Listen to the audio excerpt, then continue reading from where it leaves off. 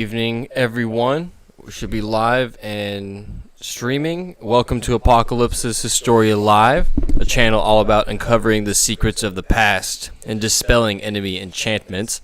Thank you to all of our Patreons, though, who pay for all of these research methods to do such a task. Shout out to our Areopagus Book Club member, James, of the Young to Live channel. If you want to know a bunch of ways of applying Jungian philosophy to your life, he's got the goods. And to our new members, David Richardson, David, super shout out. Link to, I don't think I have a link in this video, but yeah, you go look at the Oxford Fellowship channel, and yeah, he did one of the most recent talks. He did a talk going over Venus and Adonis and spotting maybe Philip Sidney is Adonis in that poem. David Richardson, I don't know if he posts too regularly, but he has lectures that you can find on other channels on YouTube. He does talks. He's awesome. He's a big Mary Sidney guy. Go check him out. Google him. I'm sure you'll find a bunch of stuff. At some point, once we find some links, we'll get them posted in the comments or in the info box. And any other shout-outs you wanted to give here, Brady? Thank you, David. New member, Crocodile. Hope that's your real name. Yeah, Crocodile Rock. All right, shout out. And thanks also as well to Derek Bros for giving me the opportunity to get the Galveston video out. I know a little tangent there for maybe the usual crowd, but I pretty much was upfront with all the weirdness that was to be expected with the channel, I feel. And that was a thing that was near and dear to my heart. And glad to have a bunch of new members here on the channel, and for people who came over. And I have a video that will be coming to sort of onboard you to the rest of our research, essentially what we do here. Thanks to John Michael Greer for the amazing interview he did. Super stimulating and a lot of fun for me and Chance, for sure. Yeah, shout out to Brady. He's reaching out to a lot of different folks and connecting a lot of dots here. And so, had three different, 4 different, 5 different channel shout outs here. And, some of them becoming Patreon members, no less. So that's really, really cool. Super shout out to the Conscious Resistance. Brady more so than me, but been tuning in to Derek for, 5, 6, 7 years here. So that was really cool to see Brady on the channel. That was kind of surreal. If you want to know someone who does real digging, Derek Bros is the kind of guy who's actually flying out and interviewing the prosecutor for Jeffrey Epstein before anyone probably even knew who Jeffrey Epstein bothered to know who he really was, because this was before he was arrested. This was like during January, and he's flying over there and asking him the real questions. Who actually kicked Trump out of Mar-a-Lago? Who kicked Jeffrey Epstein out of Mar-a-Lago? The rumor is that Trump is the one who did it. Mm-hmm. And he goes and asks, and he's like, no, it was like some general manager, because Epstein was kind of being obviously creepy, but it was more of like they had fallen out because of like business deals, and it wasn't until later or before, but it didn't have really anything to do with this episode. And so I think he did say that Trump's office was forthcoming with answering questions, so I guess you can have that bone. But as far as that little rumor goes, which is the most repeated one I hear all the time, Bros is actually out there flying and out there and doing the real investigative. So props to him. But tonight. Yeah, so thank you to everyone that's here. We're just going to be hanging out. We are off, got a little Christmas time off, and just wanted to kind of get a live stream in before the end of the year. And we got a video that we'll watch about our rankings for the top 50 plays of the Elizabethan, Jacobean, Shakespeare era. And if you're a creative type, that's what I was sort of my impetus for getting in here was, stealing a bunch of cool ideas, stealing cool lines, trying to find all the B-side, Shakespeare lines that no one had really ever, latched on or used before. And it just seemed like there was a whole treasure hoard of stuff to kind of go through, right? I think that this will be a good video to go through and, see if there's you'll see that there's so many plays to go through. There's a lot of different plays and authors and ideas and story structures and genres and time periods that we are going to talk about and that we can talk about, and some we won't have time to go into, but maybe food for down the road. Before we begin, I do want to give a special shout out to Philip Baltimore, aka Philip not from Baltimore. Philip's one of our favorite viewers and commenters, partly because he watches and comments pretty darn often with some great comments, but more so, or equally so, Philip's one of our favorites because he is a voracious reader. So he goes out and he reads these primary texts, and he's not just reading Hamlet and reading the Spark Notes to Macbeth and calling it a day. He's gone way beyond just reading the Shakespeare canon, and so he's picking up just about everything he can that's a primary text, or even some secondary text, some early Shakespeare authorship question text. So super shout out to Philip. This one's for you, buddy, because I know you may be interested in talking some of these plays. So without further ado, all right. So I think when I move over the screen, the video should start playing, and then we can all enjoy it together here. Ready? Don't have the new logo yet. Yeah. Need to get the new logo. All right, top 50 plays, 58 to 1642, right? Yeah, and that's an arbitrary date, but it's bookended by the start of Queen Elizabeth's reign and the closing of the theaters / the beginning of the Civil War. And it's oddly exactly centered on 1600. It's 42 years either way. Okay, so the following list is completely subjective and liable to change with every reading or viewing, and that's every reading or viewing of any play, any new play, any play that's already on the list, any reading or viewing of the list. Honestly, I changed these dozens of times, and maybe I'll bring up some of the ones I had trouble putting into an exact spot. Okay.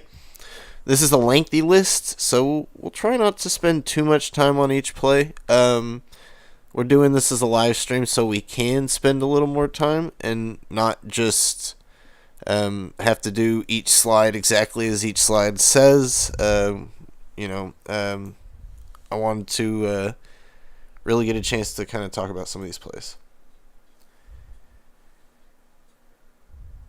Okay, so this was supposed to be a top 100, and I had a whole top 100 listed, and I ended up axing it down to 50.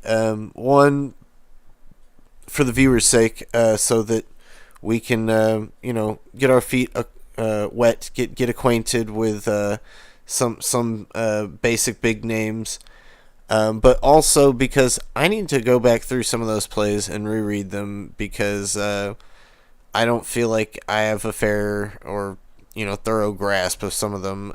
So we'll come back to that. Just to give context, I've read about 200 of these plays, and so a top 50s, the top 25% of the plays I've read, I guess. Okay. The attributions given are, for the most part, the attributions you would normally see, but with some anonymous plays or with some Shakespeare plays, I may have added some names that are based on scholarship that I've seen. So, grain of salt. Okay, so before we start the top 50, here's some honorable mentions.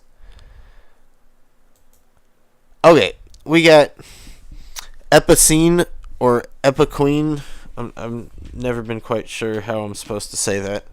Epicene, but it is a play by Ben Jonson. It's a pretty funny comedy. It's one of these gender bending plays, but unlike most gender bending where it's a girl dressing as a guy, this is a guy dressing as a girl. Hoffman's Tragedy by Henry Chettle. This is the only Chettle play that made the list, and it didn't even make the list, but Hoffman's Tragedy is like almost like a Robert Rodriguez spinoff of Hamlet, It's a super bloody, super gory revenge tragedy of a father that's been murdered. Pretty awesome. We got Henry VI Part 1. So, yeah, not every Shakespeare play made the top 50. He's got 36 or 38 or even 40 plays, depending on how you want to count it. But clearly not all of them made the top 50, as seen here with Henry VI Part 1. I have it listed as by Shakespeare, Thomas Nash, and Robert Greene. Other people have listed Marlowe or Kidd in those as well. Okay, Antonio's Revenge by John Marston. We'll see John Marston again. This is a cool play because it is a tragedy that is a sequel to a comedy. You don't see that often. Excuse me. A King and No King by John Fletcher and Francis Beaumont. None of their plays made my top 50, but this is one of my favorites of theirs. It's kind of a lighter take on the "'Tis a Pity She's a Whore" incest drama. It's still kind of weird and goofy, though. A classic one, that incest drama. A classic genre of Renaissance drama. Yeah. Okay, The Devil is an Ass by Ben Jonson. Ben has some really funny plays. This is another funny one.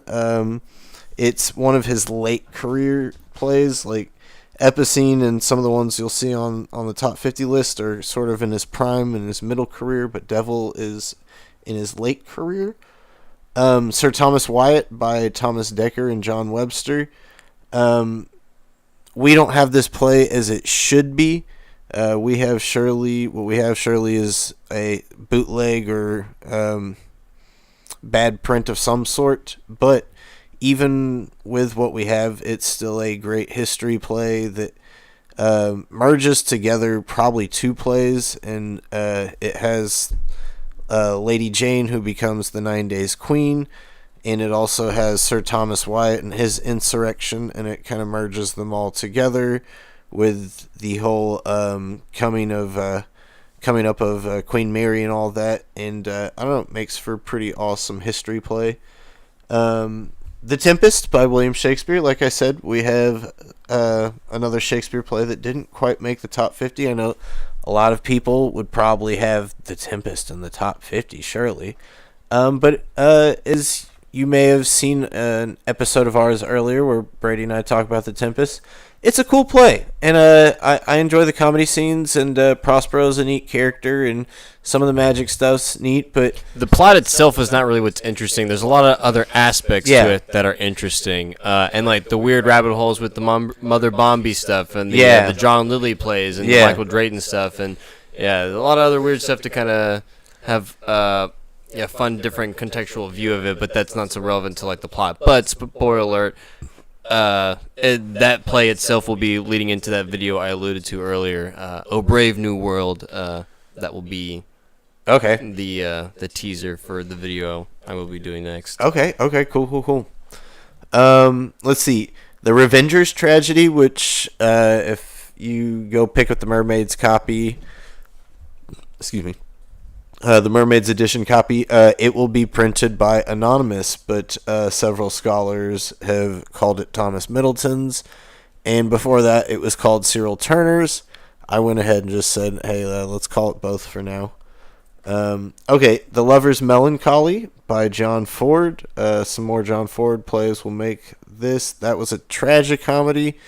I feel like Ford's probably just better at pure tragedy. The Witch by Thomas Middleton. This one almost made the list. This, if I had to pick like a number 51 of this whole bunch, maybe The Witch might be it. Sir John Oldcastle. I know Philip is not a fan of Sir John Oldcastle, and probably a lot of people aren't. Maybe I just included this play so that I could get Michael Drayton's name on this video.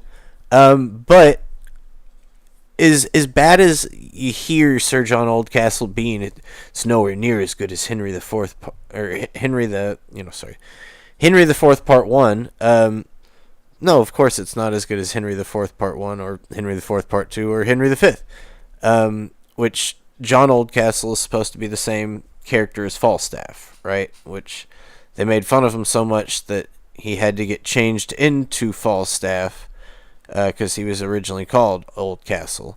And so Cobham and his gang went to Henslow and said, "Hey, you gotta do me right and make a good Oldcastle play." And so this is what they put together. And I don't know, it's surprisingly decent. Like I enjoy it. Like it's an interesting character.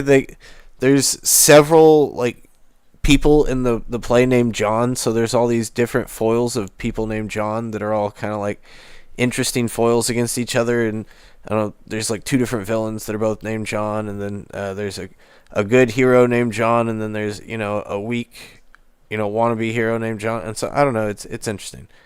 And Michael Drayton probably is only in like Act 4 or 5. But it's still pretty good. I don't know. Okay, Musidorus. This is one that I was talking with Jeff Mead about. Jeff Mead was like, "No, Musidorus is a giant piece of dog crap," and it's like, well, I mean, come on, dude. Like, let's remember, this is the most popular play of the entire era, bar none. It is printed twice as much as any other play. And here's what's crazy. The printing that we have is a bootleg. Like, people have argued, like, no way Musidorus is a legit printing. Because there's, like, lines dropped. There's, like, scenes accidentally doubled. It's super thin. It's clearly, like, lacking in some development and, extended dialogue scenes. And it's clearly been streamlined or shortened for printing of some way in some sort. Yet it is the most popular printed play. So I don't know. That in itself's interesting, but yeah, it's awesome. It's like a Disney movie. This crazy cool prince comes in disguise because he's like, I need to see if a girl will fall in love with me without knowing that I'm a prince. And then he goes and finds this princess that is about to marry this super awful, jerk dude, and she falls in love with him, and then while she's falling in love with him, she wanders into the woods and gets attacked by a bear, and then the prince comes in and he kills the bear and saves the girl, and then the jerk that's supposed to get married to her, it's like, oh no, I've lost the girl, so he like tries to get Musidorus killed, our prince killed, and then our prince is like, well, I'll just have to leave, and then I'm not going to go into it too much, but just know that there's a crazy wild man homeless dude that is in here at some point. And it was very entertaining to hear Chance regale this play. I absolutely loved Musidorus. And Musidorus is clearly like, at least I feel like the plot's just moving, baby. It's just like stuff's happening, It's like I don't even know what to make of this. You just keep telling me these things to kind of latch onto. I think Musidorus is by the same two people that wrote Locrine. I think it's Green and Peel. I think Musidorus is more Peel than Green. I think Locrine's more Green than Peel. I am not as big on Locrine as I am on Musidorus, but they both have these awesome comic characters, and Musidorus' comic character Mouse, he's one of the all-time great characters. He's fantastic. He's hilarious. Okay, Satyromastics by Dekker and Marston. This is a play that's got like such dense satire that I'm sure that if I understood every word of the Harvey Nash pamphlets, this would like I could go read this play and solve the entire Shakespeare authorship question.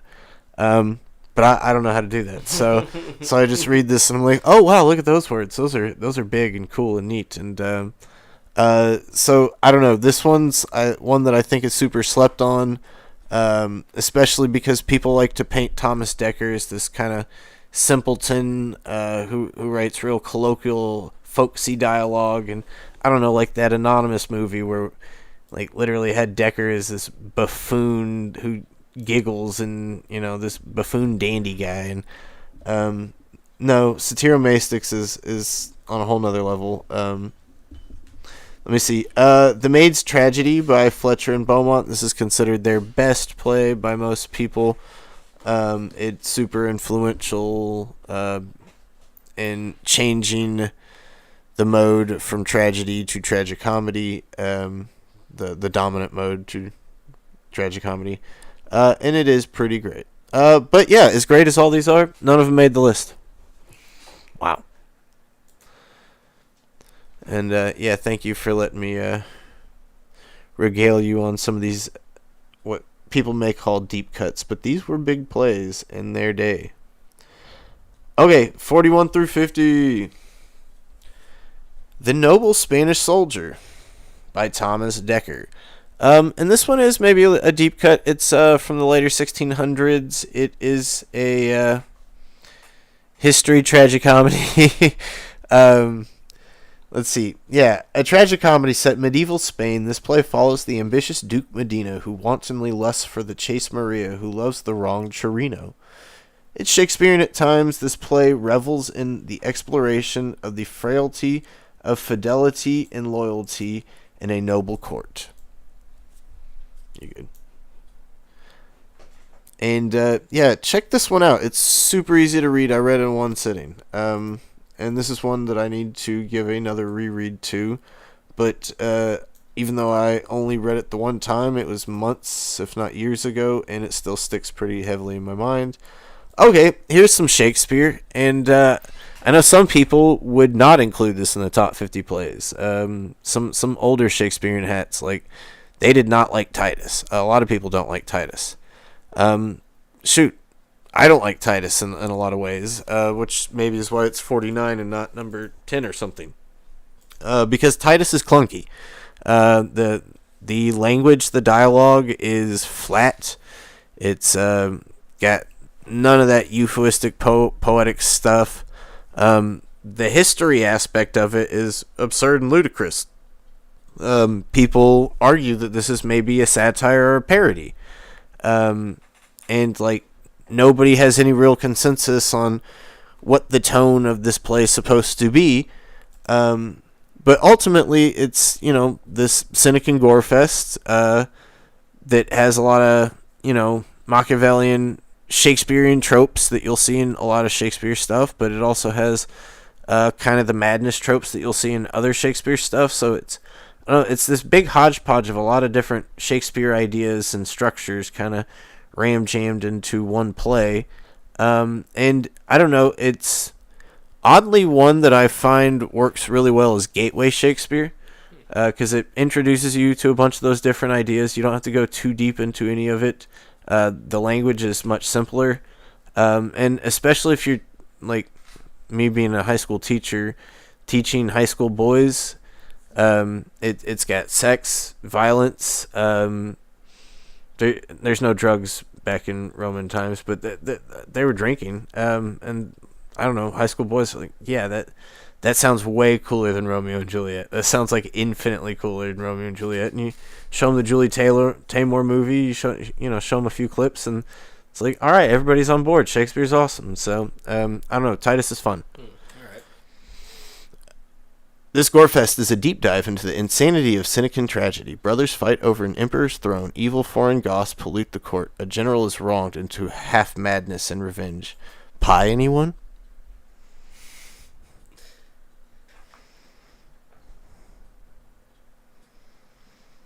Okay, so this one was one that I think a lot of people may have it higher. I struggled with where to put it. Part of me considered not having it on the list. Part of me considered putting it up near like top 10, top 15. Because this play is a huge play with a bunch of ideas. But it's also a tiny play in that there's almost no plot. There's like very few characters. It's like 2 characters, honestly. And so I don't know, it's hard to gauge against all these other plays that are, actually telling stories. Whereas, this one, it's a real simple fable that's meant to be a vehicle for ideas and, riddles and conversations and that kind of thing. So let's see. Dr. Faustus, by Christopher Marlowe and Thomas Nash, the famous tale of the Faustian bargain, from whence the term derives, stars a knowledge-hungry doctor who makes a bunk deal with Mephistopheles, a.k.a. the devil. Power, knowledge, dark magic in the palm of his hand, or all the devil's trick, or one and the same thing. And I don't know, super thoughtful play. Like I said, on a different day, this might rank at a different place. I guess it's good if you're like interested in tracing ideas of, if you're interested in something like Goethe and Faust, it's maybe once again good to like comparing Lear and Lear, right? Right. The two different versions, and kind of see where those differences are, or what thoughts we're able to carry from the precursor to the right to the other. I definitely follow up, right? Need to get around to Goethe at some point. All right.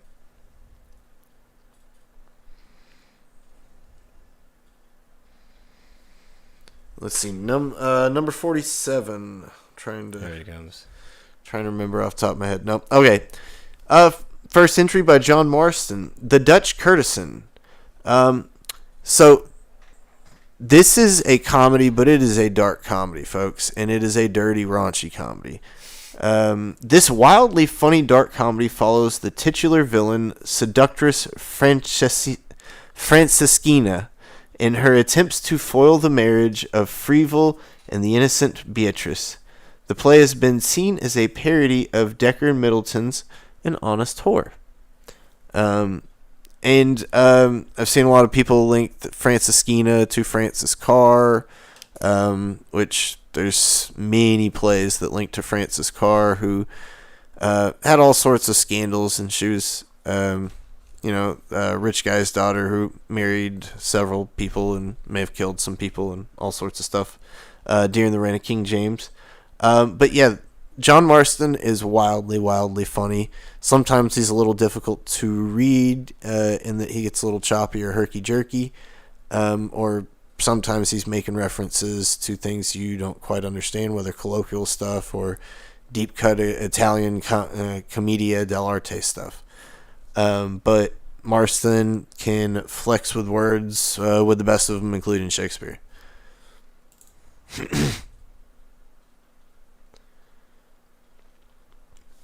Okay, 46. Edward III, which, a lot of printings of this will just say anonymous, but a lot of people are now giving it to Shakespeare in Shakespeare collections, but almost nobody is saying that it's wholly written by Shakespeare. Many people think that Edward III is a hodgepodge of authors. A lot of names have been thrown in the list. In fact, I want to say up to 13 different authors' names have been suggested for Edward III, which it can't be 13. That's too many. But the names that I included are the same names for a lot of these early history plays, as you saw with Henry VI Part 1. Shakespeare, Marlowe, Kidd, Green. Let's see. One of the most poetic plays of the entire era, and maybe the most poetic history play, aside from Richard II, opens on King Edward trying to court a mistress in a seeming love comedy, only to have the play develop into a tense political play about Scottish rebellion and the 100 Years' War in France. And I gotta say, first time I tried to read this, I got super hung up on the love story, and not in a good way. I was like, oh God, we got to do a love story. Oh Jesus. I thought this was about, Edward III. This is the greatest king in English history. This is how Shakespeare does him, gives him this lame. But then, after that, the history play develops and it gets cool and it gets good. But then, when I reread it, I was floored with how, good the poetry and the language for the love scene stuff is. And it's oh my God, this is good. And it's just interesting, why wasn't this included in the folio? And I know people say, oh, it's because it made fun of Scots, and the Scottish were the bad guys, and folio is being printed in the Stuart era, so that's a no-no. But I don't know, those guys were editing those plays. They could have just changed, honestly, Scotland to some other country, changed the names to some other thing, and worked just fine. They could have rewritten it. They could have fixed it. It just wasn't included. I don't know why. I don't know. It's a pretty good play. If you had to relate it to some other love story that hits the beats, or kind of so similar to? What would you liken it to? Well, so it's not. Maybe you can help me out here, because this definitely is a movie trope.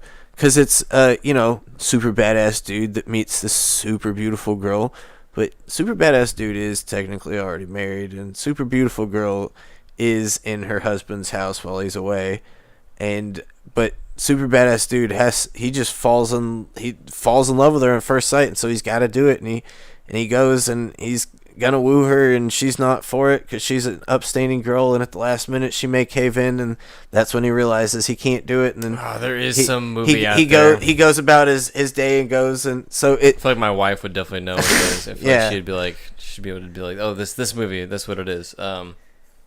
Yeah, I don't know what it is. Yeah. But that's what it is. It's one of those stories. It's that movie. And get married, or go make whoopee or nothing. Like it's yeah, it's not a Ben Johnson play. Okay. Edward II. Okay, following up Edward III with Edward II. Some people may disagree with this order. I don't know.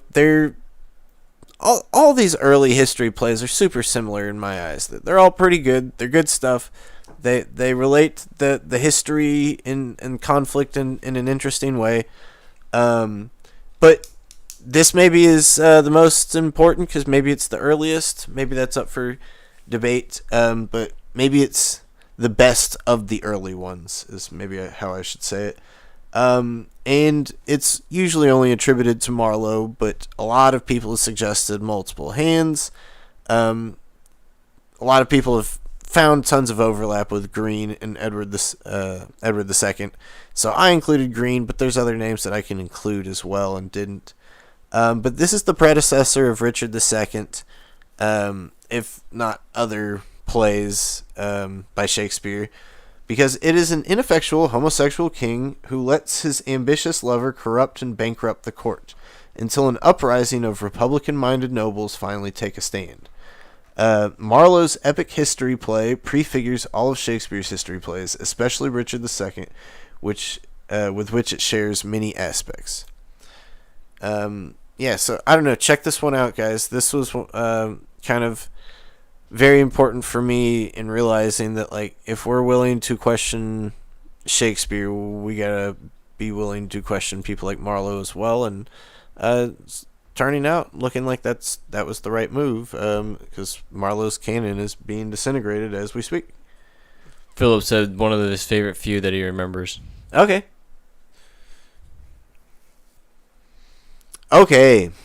John Lilly made the list. Wow. I know a lot of people. John Lilly made the list. Oh my god, that old moldy stuff. No, John Lilly's not old moldy. I promise those Victorian people that didn't like John Lilly, like Saintsbury and that crowd, they're lunatics. They're the old moldies. Because John Lilly's super funny. John Lilly's unbelievably funny. And John Lilly has a super masterful, control of figurative language, rhetorical devices. None of this is ever really written in verse. It's all usually written in prose, but it's all so poetic, So, yeah, maybe lacking meter, but the language is super, super poetic. And so this is his first play. It's a comedy that follows Alexander the Great and his best friend, who is his favorite painter, named Apelles. And the third character is the beautiful Campaspe, and all three are in a love triangle. The biplot features Diogenes the Cynic. He's maybe my favorite character in all of maybe literature, period, but of course of this era. I don't know. He's so funny. He just sits in a bathtub in the middle of town, and people will go and ask him questions because he's a philosopher, and he'll get up and act like he's going to give him an answer. And he's playing the Diogenes, not just that's the Diogenes, not just a guy named Diogenes or something. Yep. I could go into this play because I got my whole thing on Lily and Philip Sidney and that kind of stuff. But I do need to do more on Lily, because as much as people talk about the connection between Marlowe and Shakespeare, and there definitely is, going back to, previous slide or two, Marlowe is the, early version of Shakespearean tragedy, but Marlowe gives us no answer for Shakespearean comedy. We have no analog for that. Lily is exactly the analog for proto-Shakespearean comedy. And in fact, several Shakespeare comedies, if not most, if not all of them, share a lot of aspects with Lily, and people have even questioned, like, did Shakespeare see John Lilly's plays when he was a kid or something? Okay. And that is their answer? Sometimes? It's up for debate, yeah. Okay. The Shoemaker's Holiday. This is the one that they make fun of in Anonymous, which don't know why, because this is a fantastic play. It reads a lot like Taming of a Shrew, just we're in London instead of Italy. And I call it Frank Capra-esque because Dekker manages to make it funny without, getting too raunchy or dirty like his peers Marston or Johnson. Dekker can, keep it PG or PG-13 at worst. But also Frank Capra, he's a famous director from early 20th century. It's a Wonderful Life, Christmas shout out here.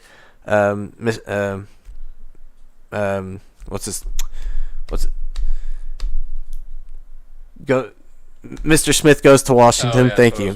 But also Mr. Deeds Goes to Town, and a bunch of It Happened One Night, a bunch of super famous movies. But he always has these kind of foreigner characters that have these goofy accents that, will talk goofy and people can't understand. And it's a trope that John Ford picks up and uses in his westerns. But Dekker uses that. I want to say Dekker's maybe the one that really helps found that trope. And it's used big time in this with Dutch people. Yeah, I remember you showing me some of that. It was actually pretty funny, very interesting. To the point where people thought, hey, maybe Thomas Dekker is Dutch, which I think is kind of asinine, because the Dutch were kind of having a hard time in England right about this time. A lot of people did not like Dutch immigrants coming over to England, and so, I don't know, making a play that, yeah, it helps you sympathize maybe, but it also has a lot of stereotypes and is at the expense of a lot of Dutch people, so I don't know, that's up for debate, but this Frank Capra-esque comedy is a rare comedy for the whole family, which stars Simon Eyre, who disguises himself as a cobbler or shoemaker, only to find himself rising to become mayor of London. The play explores the implications of social, ethnic, and class distinctions. So it's got all that kind of nice post-colonial literary stuff on to boot.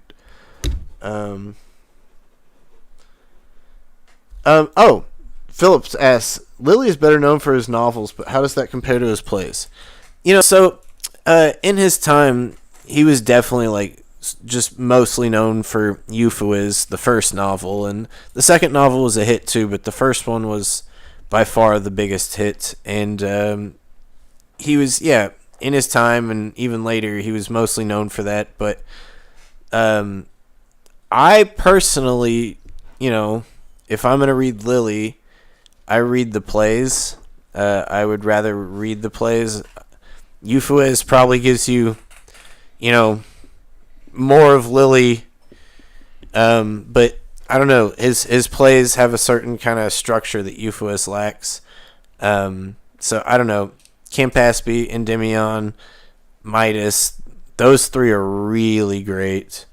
Midas probably could have made my, spoiler alert, Midas didn't make the top 50, but probably could have made the honorable mention list. Sappho and Phao as well could have probably made the honorable mention list. Not as into Galatea, but it is still pretty good. Mother Bombi seems like a different author. I don't know what to say about Mother Bombi.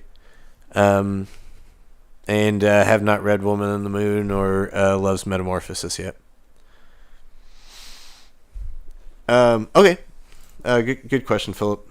But yeah, honestly, I think people are just super sleeping on Lily as a dramatic author. What's Lost Horizon that Apollo's asking? Not sure. I don't know what that is either. Just let us know, buddy. Okay, here we go. Some pure Shakespeare. This is my buddy Ian's favorite Shakespeare play. It's the one that got him into Shakespeare, and he's seen several now, and this is still his favorite. And it's one that I didn't like, first time I tried to read it. Then I tried to watch it, and, Keanu Reeves and Denzel Washington and Shakespeare aren't really the tops for me. And so I didn't really like the Kenneth Branagh movie. But fast forward to now, seen the Joss Whedon movie version, seen a couple other stage versions, definitely reread it several times. And yeah, this is just the classic battle of wits. Like, we don't get as much flexing of insults and repartee and quick rejoinders as we do in this play. And pretty much any other Shakespeare, any other plays of the era. Like, there's some others that have great moments, like Twelfth Night and that kind of stuff, but I don't know, much ado. Like, that's the whole play is just set different scenes to do that. So, seen by some as the lost play, Love's Labour's Won. This comedy is a battle of wits in a chess match of love between Benedict and Beatrice. The play also features several other storylines, all love stories. Also remember, nothing often means genitals in the 16th and 17th century. Much ado about nothing.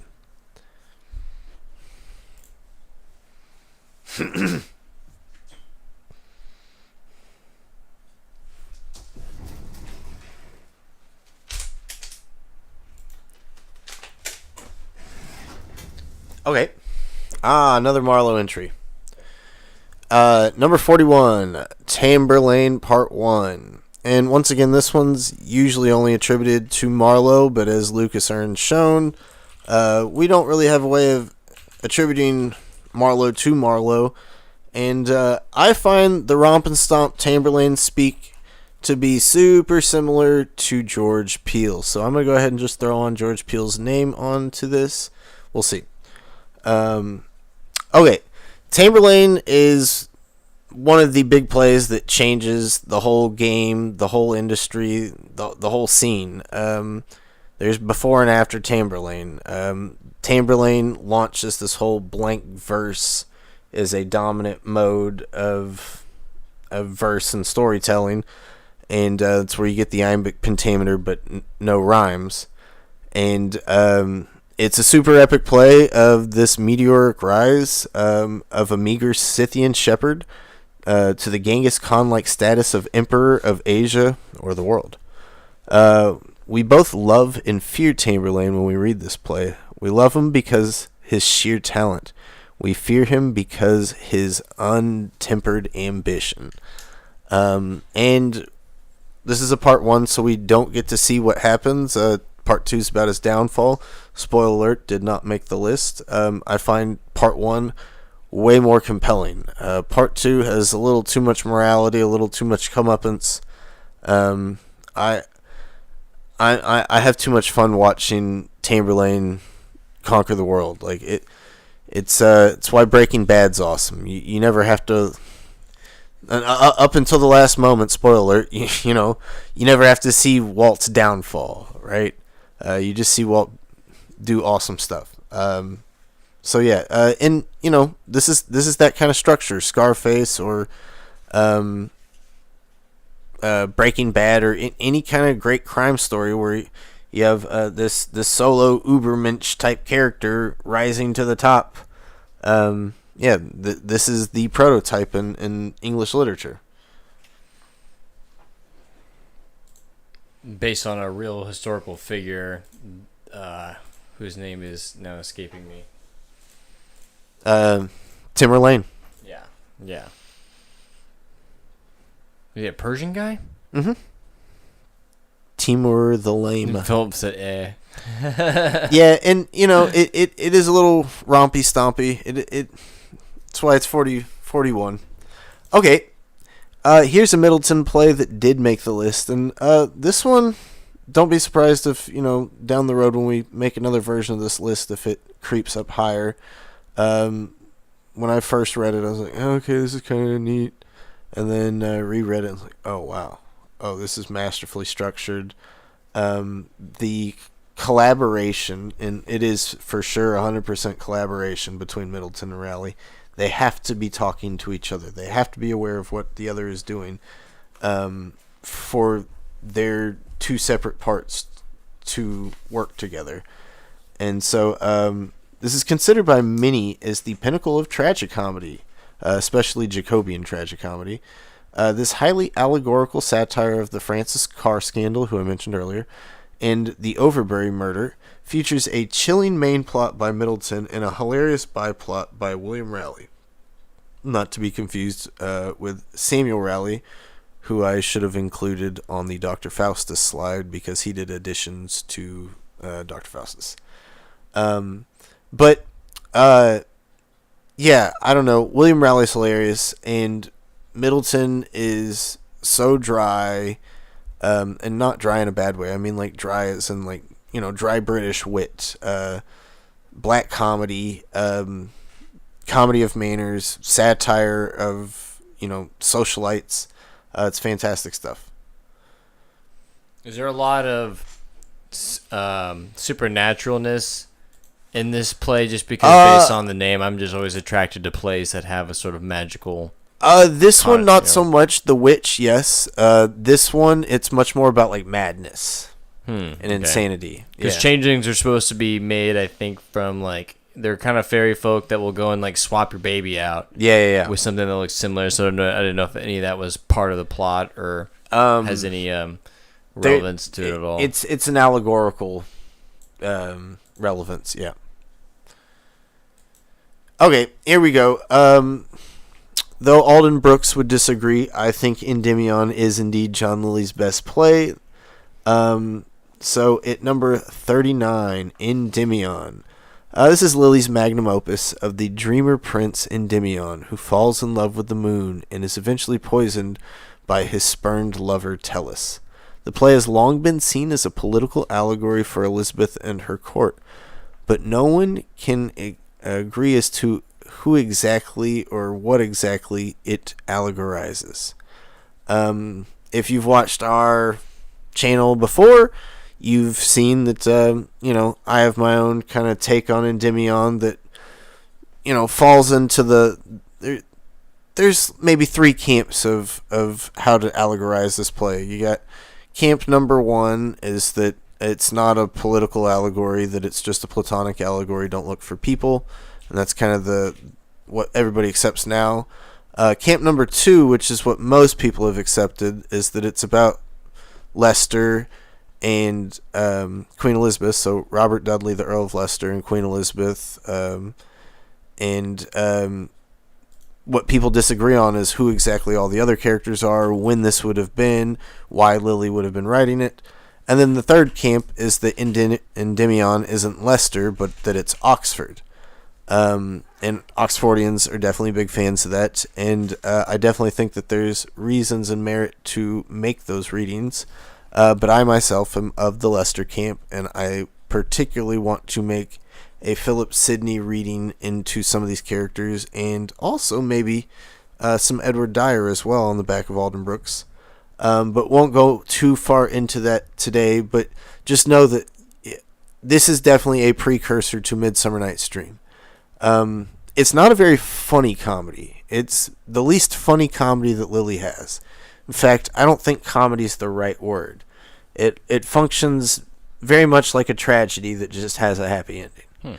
Just the whole time it's all tense. Is it going to go good or not? Is it, you know, is it all going to fall to pieces? Is, you know, and it's much more about lessons and, you know, It's almost the opposite of Romeo and Juliet. Romeo and Juliet structured just like a comedy that just has this horrible, tragic ending. So, yeah. I have an essay that I've done some of that Eumenides Philip Sidney pitches. I'll post it right here in the chat if you're interested in jumping over to Substack and reading my little essay that I put together, connecting, you know, this. And I mentioned John Lilly's play. I mentioned this Endymion play in here, and so if anyone wants to kind of, because it's just gonna, all it is I summarizing things that you and I have already repeated ad nauseum on this channel. So there, it's all just in writing form now. I'll be expanding on it as it goes, as we find more stuff. So good work. Philip Sidney and the Eumenides.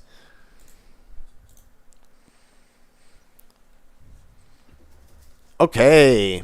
This is a personal favorite of mine because people sleep on this play. The Witch of Edmonton, which this is from, I don't know, late 16 teens or early 1620s, which would be after Decker has been on hiatus for like 7 years. And so we're in a pretty late era. This is like, right around Folio's being made.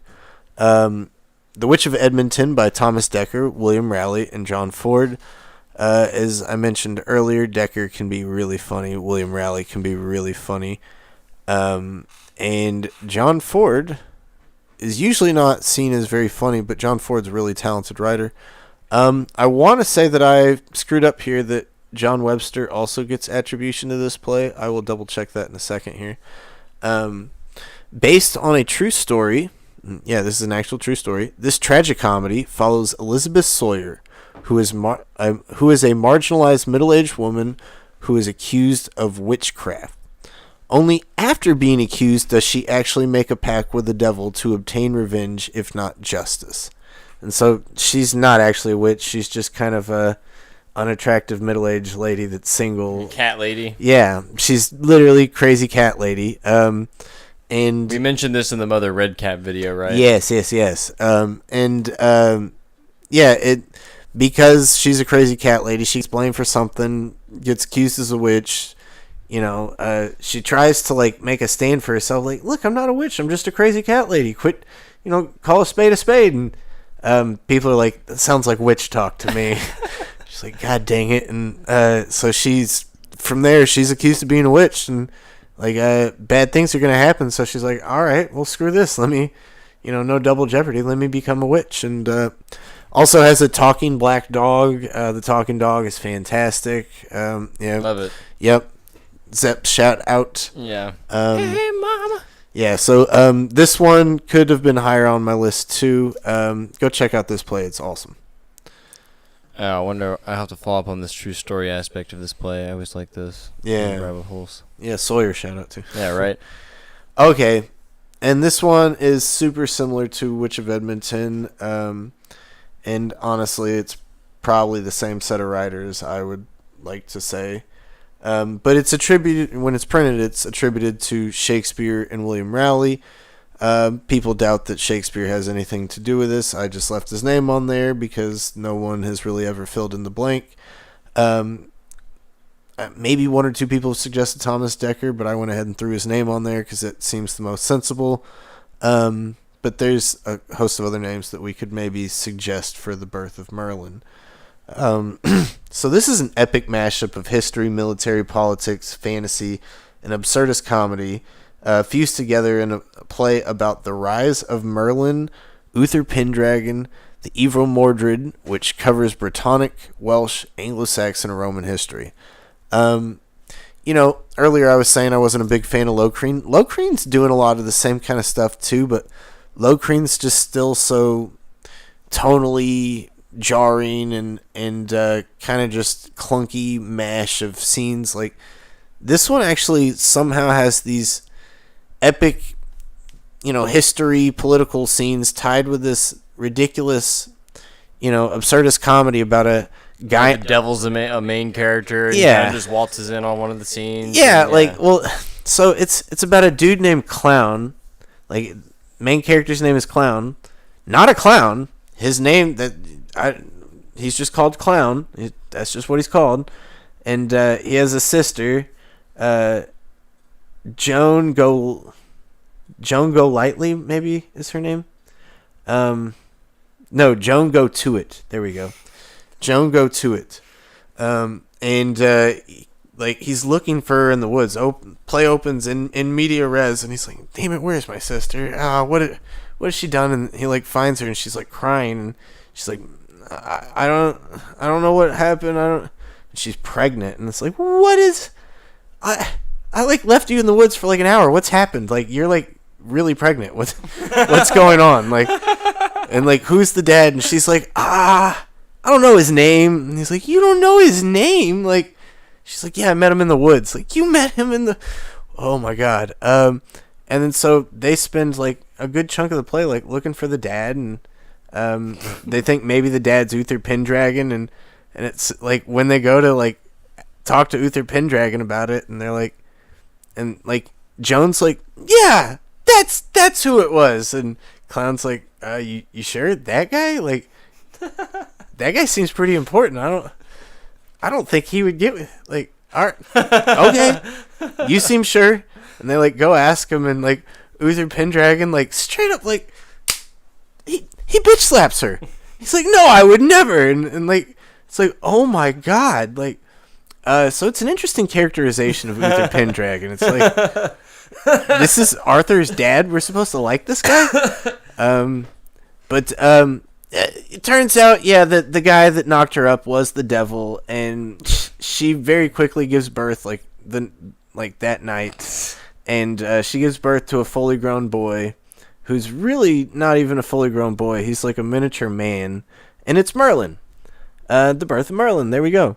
And then from there, Merlin, like, he's like, oh, you're Uther Pendragon. You're important. Come on, come with me. And then, he goes and starts wheeling and dealing all this political stuff. And then there's, flying dragons in the sky and, just three-way war between, Welsh, English, and Saxons. And it's like, or, Brittonic English and Saxon. And I'm like, oh, man, this could have been number one, folks. It really could have been. 37-1. Yeah, it's it's a slippery slope. Yeah, both ways. These are all just 1A, 1B, 1C, 1D, 1. Yeah. Okay. Here we go, folks. Some people might. We were joking, but some people might actually have Henry V as like the number one play of the era. Like, I wouldn't be surprised if there's someone out there. Shout out if you're watching now. If they had this at number one. I, don't love Henry V. It's kind of some nationalistic, patriotic, propagandic stuff, but it's so moving. It's like, it's the Saving Private Ryan of its era. Like, it's a war thing, and it's got aspects of, war's scary, war's dangerous, but we never go full platoon here. We're not going full Falstaff talking about there's no meaning to honor, like, best thing to do is stay alive kind of thing. No, this is like die for your country. This is, Tom Hanks on the bridge. Just, America, Matt Damon's alive, yay! Like, this is that. And if anybody ever wants a taste, just go on to YouTube and search up Tom Hiddleston, of Marvel Loki fame. Search Tom Hiddleston doing the monologue of this, because he has played this character dozens of times on stage and in film, and he does a fantastic Henry, or Hal, if you want to call him that. So, yeah, let me see. This pure history play, neither tragedy nor comedy, follows the newly crowned Hal in his military pursuits in France to reclaim much of the land lost by King John. At once both a rallying cry for nationalism and a subversive condemnation on the effects of war, this play is Shakespeare's ultimate guy flick. To sort of solidify that, maybe it was the RSC, maybe it was somebody else, recently did a stage adaptation with Kit Harington of Game of Thrones, Jon Snow, and had him doing Hal/Henry, and it was super, like, it had like dubstep in the production and stuff, so yeah. Super cool. Hey, bro. Okay. But also, it has like whole scenes in French and stuff, so it gets tough. Bizarre. It's when he's talking to the French princess. Okay, here we go. Antony and Cleopatra, and I have an interesting ascription here. I put by John Webster. There's just a lot of language in Antony and Cleopatra that looks super Websterian to me, and the Cleopatra character reminds me a little too much of the strong Webster female characters, and it is late in Shakespeare's career, so I wonder if we could have some collaboration there. History's most famous couple are just two of nearly 50 main characters in this HBO-style epic, which features settings as diverse as Rome, Greece, Egypt. History and politics are explored in depth. However, it is Antony and Cleopatra's explosively volatile relationship that steals the show. So this one's like, if we go back to Sidney's Defense of Poetry and he wants to talk about the unities, this play absolutely obliterates the unities. There's no unity of, maybe a little bit of unity of time, but there is no unity of place. We're jumping from one place to another place. We're in Greece, we're in Rome, we're in Egypt, we're off in Persia where they were fighting. We're back in another place in Rome where you just boom, boom, boom. And I said HBO style epic because like I said, 50 characters in one play. That's insane. And a lot of them have, a decent amount of screen time, relative to the main characters. This is like the opposite of Dr. Faustus, right? Let me see. This is also interesting because we not only don't have a lot of screen time for the main characters, the longest speech in this play is eight lines. This is it's almost in HBO style dialogue. Yeah, it's almost just dialogue. It's weird. So is there any semblance of verse during this play at all? Even though it's in dialogue, is there some versification of it? Maybe even during that. Yeah. It's definitely a lot in verse for sure. Definitely a lot. If you've seen HBO's Rome, it definitely does take from this a bunch, especially for season 2. Yeah.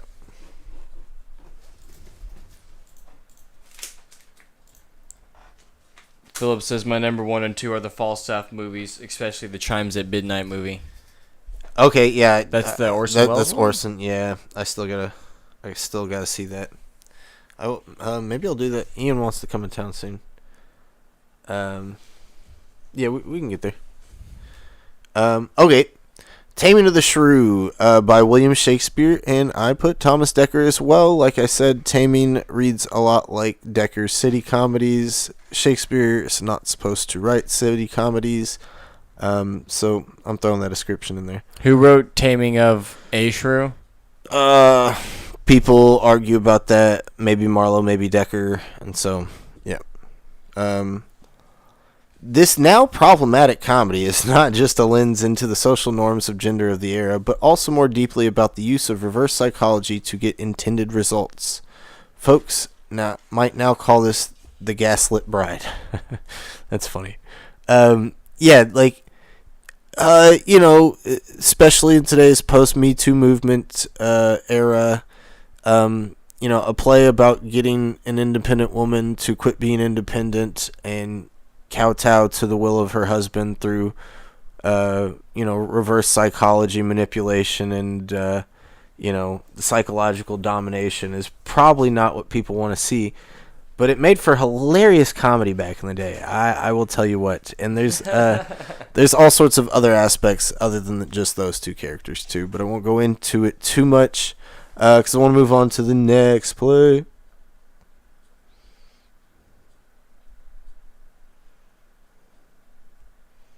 Okay, number 33, Thomas Heywood and John Webster's Apius in Virginia. And this is more Heywood than Webster. Pretty much everybody agrees on that. This is a Roman story that I think holds up with some of the best of Shakespeare's Roman stories about the painful tragedy following a corrupt Roman judge who abuses his legal power and manipulates those around him to get access and marriage to the beautiful Virginia. The play also features Roman warfare, family drama, and even jokes. But Apius is the evil emperor dude who forces this girl Virginia, who's in love with another guy, to basically marry him. And her dad is like the general that's like leading his army, and he's not paying his army, and her dad's getting screwed. And then at some point the don't want to spoil too much, but Virginia gets the short end of the stick, and things don't work out too well for her. And her dad comes in for a sort of vengeance or reckoning moment that it's as dark as any moment in pretty much any of these plays. Like, it's Timon-esque. Okay, number 32, Shakespeare and Decker, Chettle, Webster, and Marston's Troilus and Cressida. Too tragic to be a comedy, but too much a political discussion and satire to be a pure tragedy. This problem play is the retelling of the fall of Troy, centering on the youngest Trojan prince, Troilus, and his love, Cressida. But it is the Greeks, Achilles, and Ulysses who steal the show.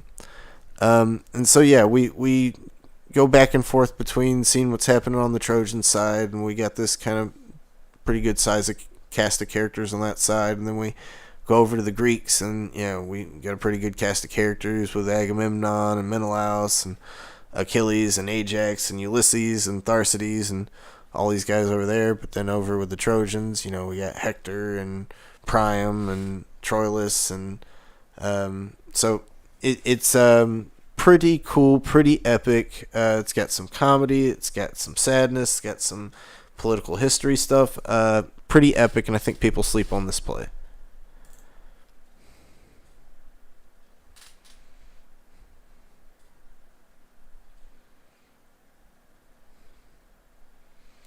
Okay, Arden of Faversham. This is one of the great apocryphal plays.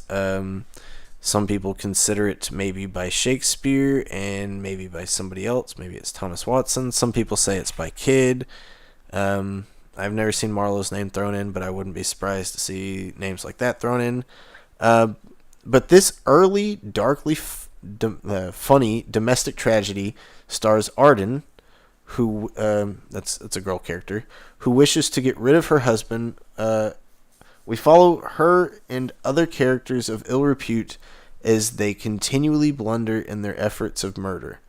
This is the real first season of Fargo. And when I read this, I wanted to get on the rooftops and shout out to everybody. Like, guys, this is the play that everybody needs to be reading.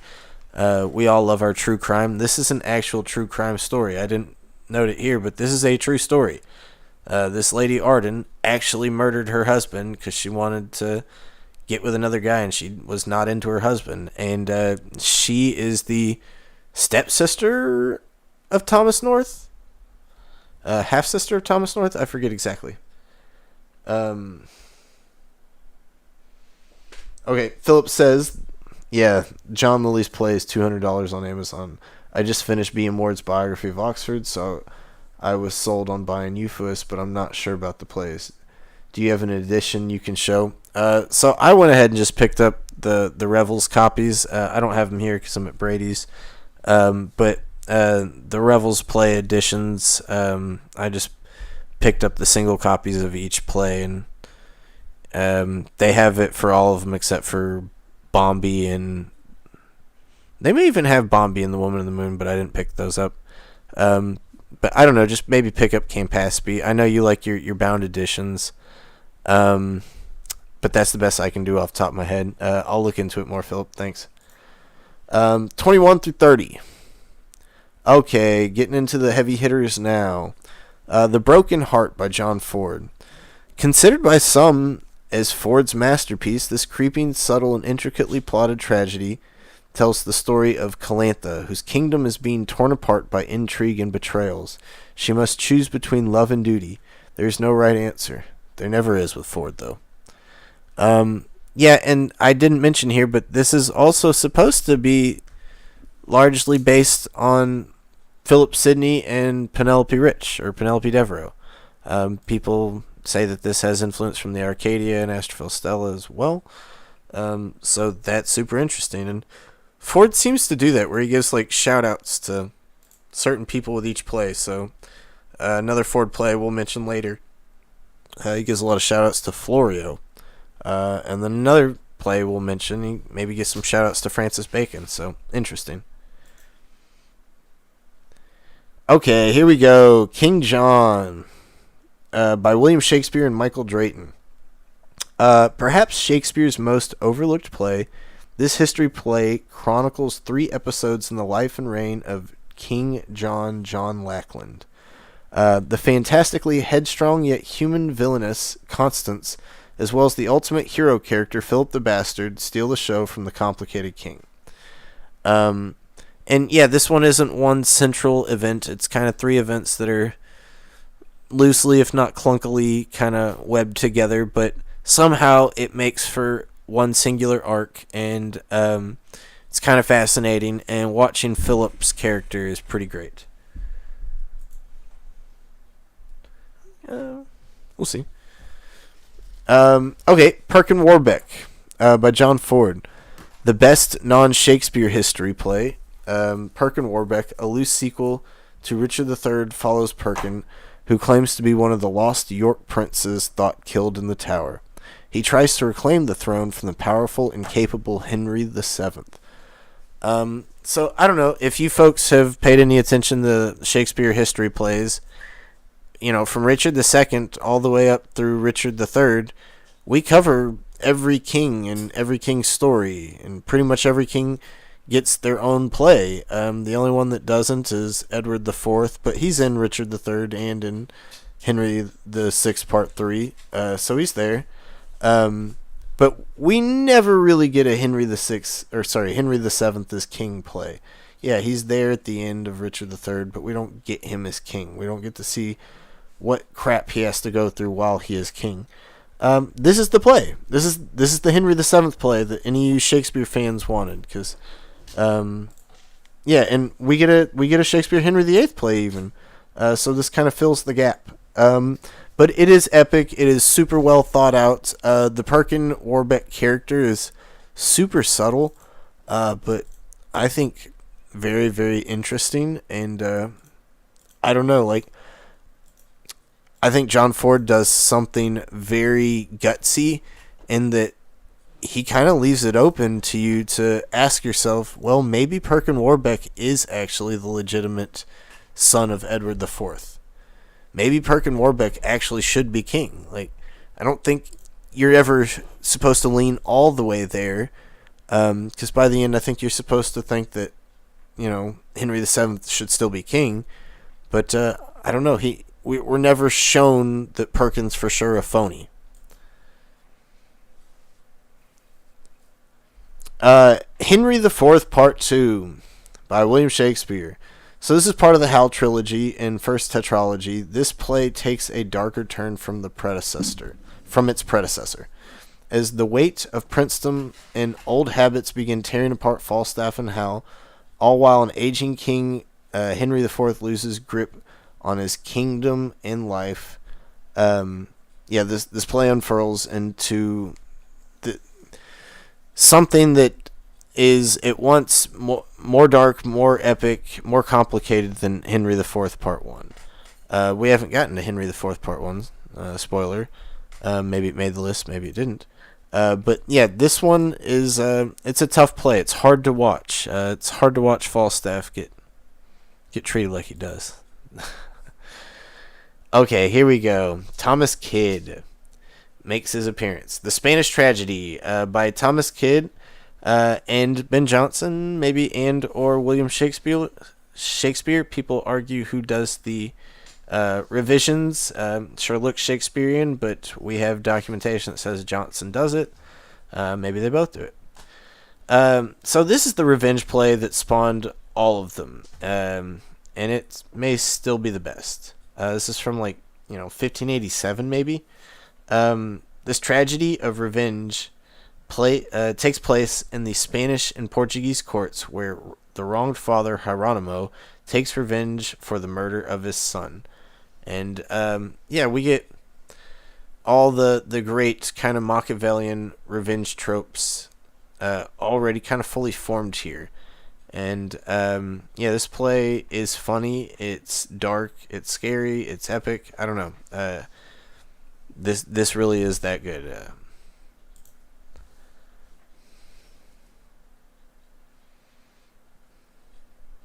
Okay, getting into some Shakespeare proper, and maybe we're going to start to see his name more and more.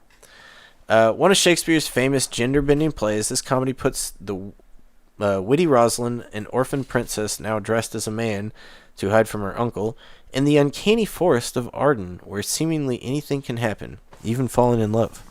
Not quite as good as its gender-bending twin, Twelfth Night, but As You Like It is fantastic. You get the battle of wits. You get exploration of all sorts of cool themes of society versus outcasts. Totally check it out. Okay. This is probably one where I go against the grain. Everybody and their grandmother hates this play. People back then hated it. People now hate it. It was literally booed off the stage, but this was Ben Jonson's epic debut of tragedy. He was already well known for being a great satirist, being a great humorist, a great comedian. He had done some work on a few tragedy plays for Henslow with some other people, which maybe that's why he gets included as a tragedian in Mirrors. But this is his first full hey everybody check it out. I can do this epic Roman historical tragedy thing, and it got booed off the stage. But it's because it's super long, like all of Ben Jonson's plays, and it's super realized and super thorough and super immersive, and got a wide cast of characters, and every one of them's got a real personality and a backstory. And so this is one of Ben's only two tragedies. This play was apparently one of the great flops of the era, being booed off the stage in its opening performance. However, this play is nothing but glorious. An epic tale of a fully realized Rome in the throes of an unstable empire being wrenched into ruin by a usurping general. Yeah, go check out that play, because it is thought by several people as being co-written by Shakespeare. And Ben Jonson himself says, somebody co-wrote this with me, but I tried to edit them out. Okay, here we go. This is to me the pinnacle of Marlowe. And it's supposed to be maybe heavily worked over by Thomas Haywood, which is maybe why it doesn't stylistically register as similar to Marlowe. But this is Marlowe's magnum opus, revised by the witty Haywood, and it tells the story of Barabbas, a rich Jewish man who has been wronged by the anti-Semitic policies of the Christian state, who machinates revenge on Malta as the Turkish Ottoman Empire invades. And Brady's actually read this one, so maybe, Brady, you can speak on this. Is it a good play? Yeah, it's definitely also a good gateway play, I think, into all these other plays as well, because it's a lot more well-known in those circles. It is a lot more accessible. You can kind of get into it a lot easier. Right. And it's just hilarious and funny. It's just like a good time. It does seem like a HBO series of, some kind of, Shakespeare HBO kind of mood going on. I don't know. A lot of that black sardonic humor. And, it's just kind of like gas pedal to all the drama and tension and absurdity, even to some degree. Absolutely. And I don't know, the language, it's simple enough for us to gateway into, but it's still super Shakespearean, and I don't know, it's great. Oh, Philip likes the Janus. Yeah. Okay, The White Devil by John Webster. So some people consider this Webster's magnum opus. We'll see in a second that I have one a little bit higher. But this is Webster's epic body, bloody, intricately woven tragedy based on the real-life story of Vittoria Corombona, and it explores sin in all forms, depicting a woman caught in a web of lust, ambition, and betrayal.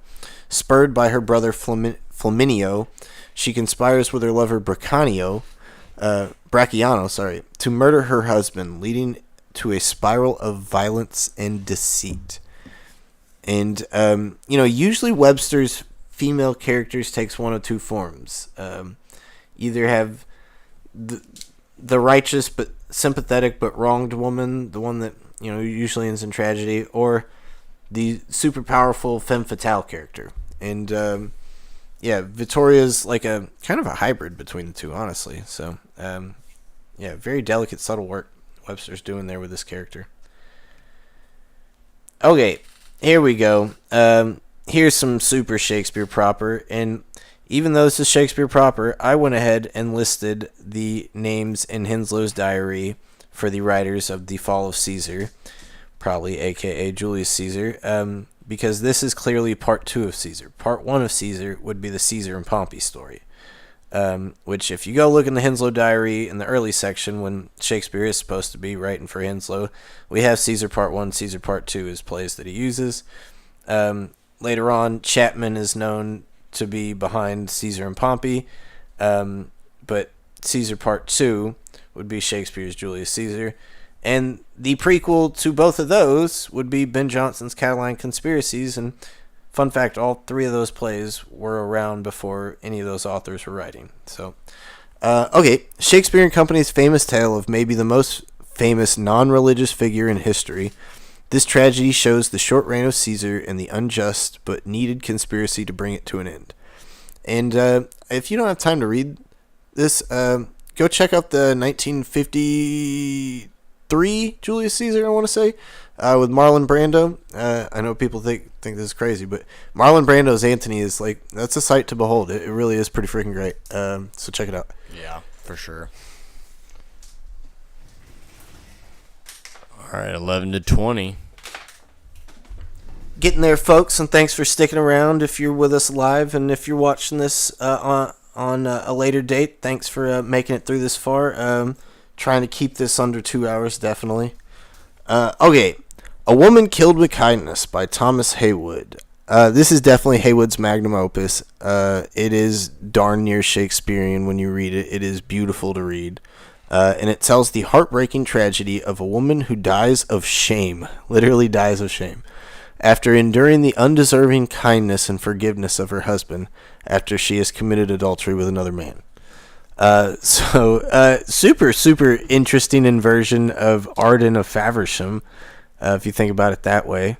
Which, if we're saying that Heywood worked over Marlowe's Jew of Malta, your description of Jew of Malta earlier, Brady, was exactly the description you could use for Arden. So I need to start considering Heywood with Arden. That's interesting. But guys, A Woman Killed with Kindness is fantastic. It's so good. Go check it out. It's one of a kind. It really is. There's no other play that has this kind of tone or take.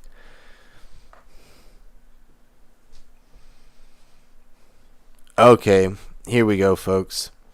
I know definitely a big chunk of people might have this as their number one play of the entire era. This is Shakespeare's Twelfth Night. I may have also could have put some other names on there, but I won't, and I didn't. Considered by many to be Shakespeare's best comedy, this oddly dark and intellectual comedy is a companion piece to As You Like It, being the other genderbender. Viola, dressed as Cesario, explores the world of aristocracy. As she exists in the courts of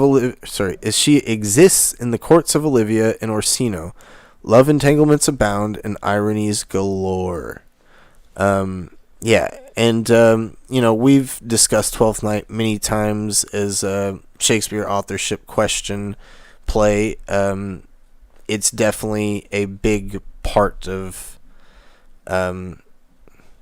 If there's any one play that is so overtly has authorship clues and cues, it's maybe Twelfth Night. Okay. Next play.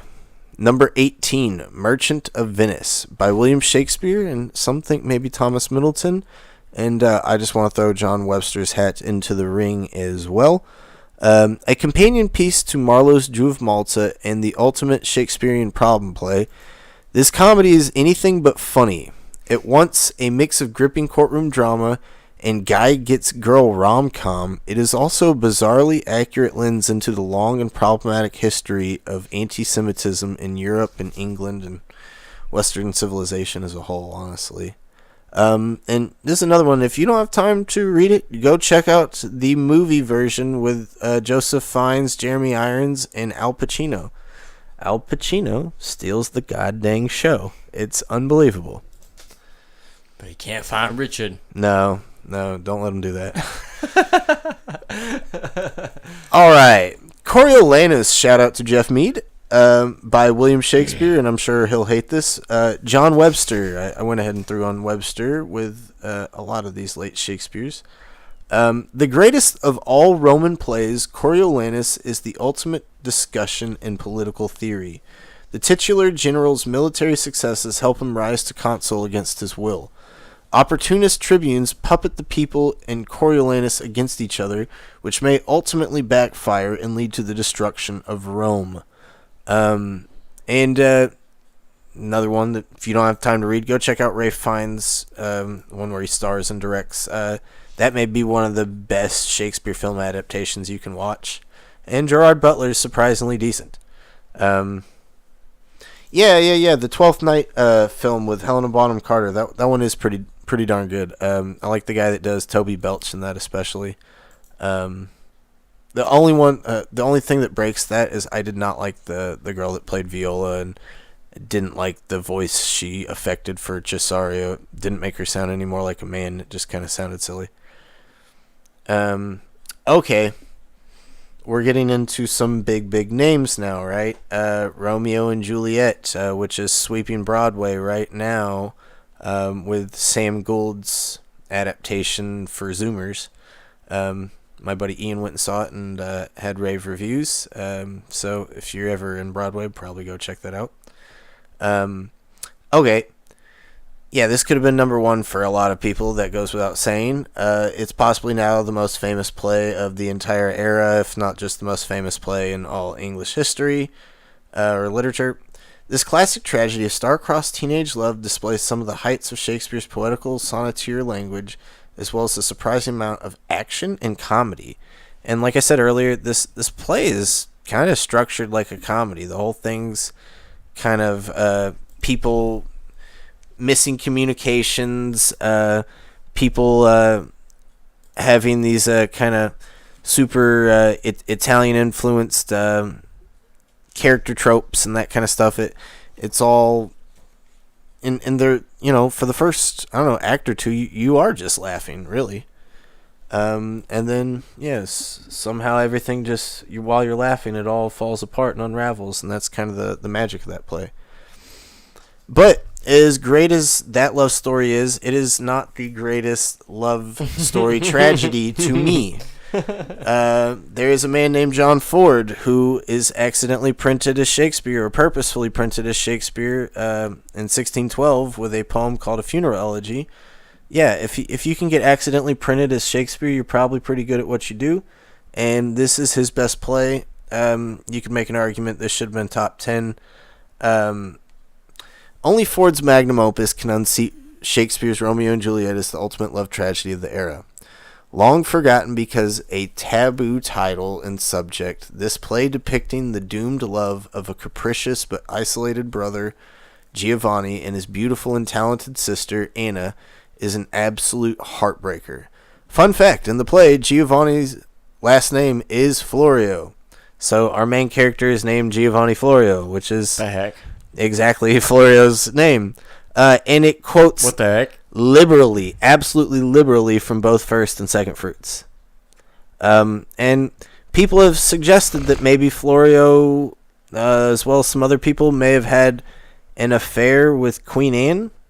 And so there's our character Anne here, but... Once again, yeah, they're not brother and sister, so yeah. What is that about? Yeah, and I myself have also wondered if William Herbert has anything to do with this, because William Herbert's supposed to be Master of Revels right around when this play is written. Herbert's super connected to Florio. Herbert's also supposed to maybe be boinking the queen. And so, but Herbert, while he may be boinking the queen, Herbert was apparently boinking everybody, because his wife is like one of the ugliest women in history. His wife may have literally been like special. She was super rich. Yeah. That's who Shakespeare's works are dedicated to, folks. Yeah, he also was actually maybe really in love with his cousin, Mary Sidney Roth. And because they had 2 kids together. They were, when you say they were really in love, like, yeah, no, like, So, and they made love. may have some impetus for writing a play about incest. Just saying. Or it was a common practice. Who knows? Commonplace.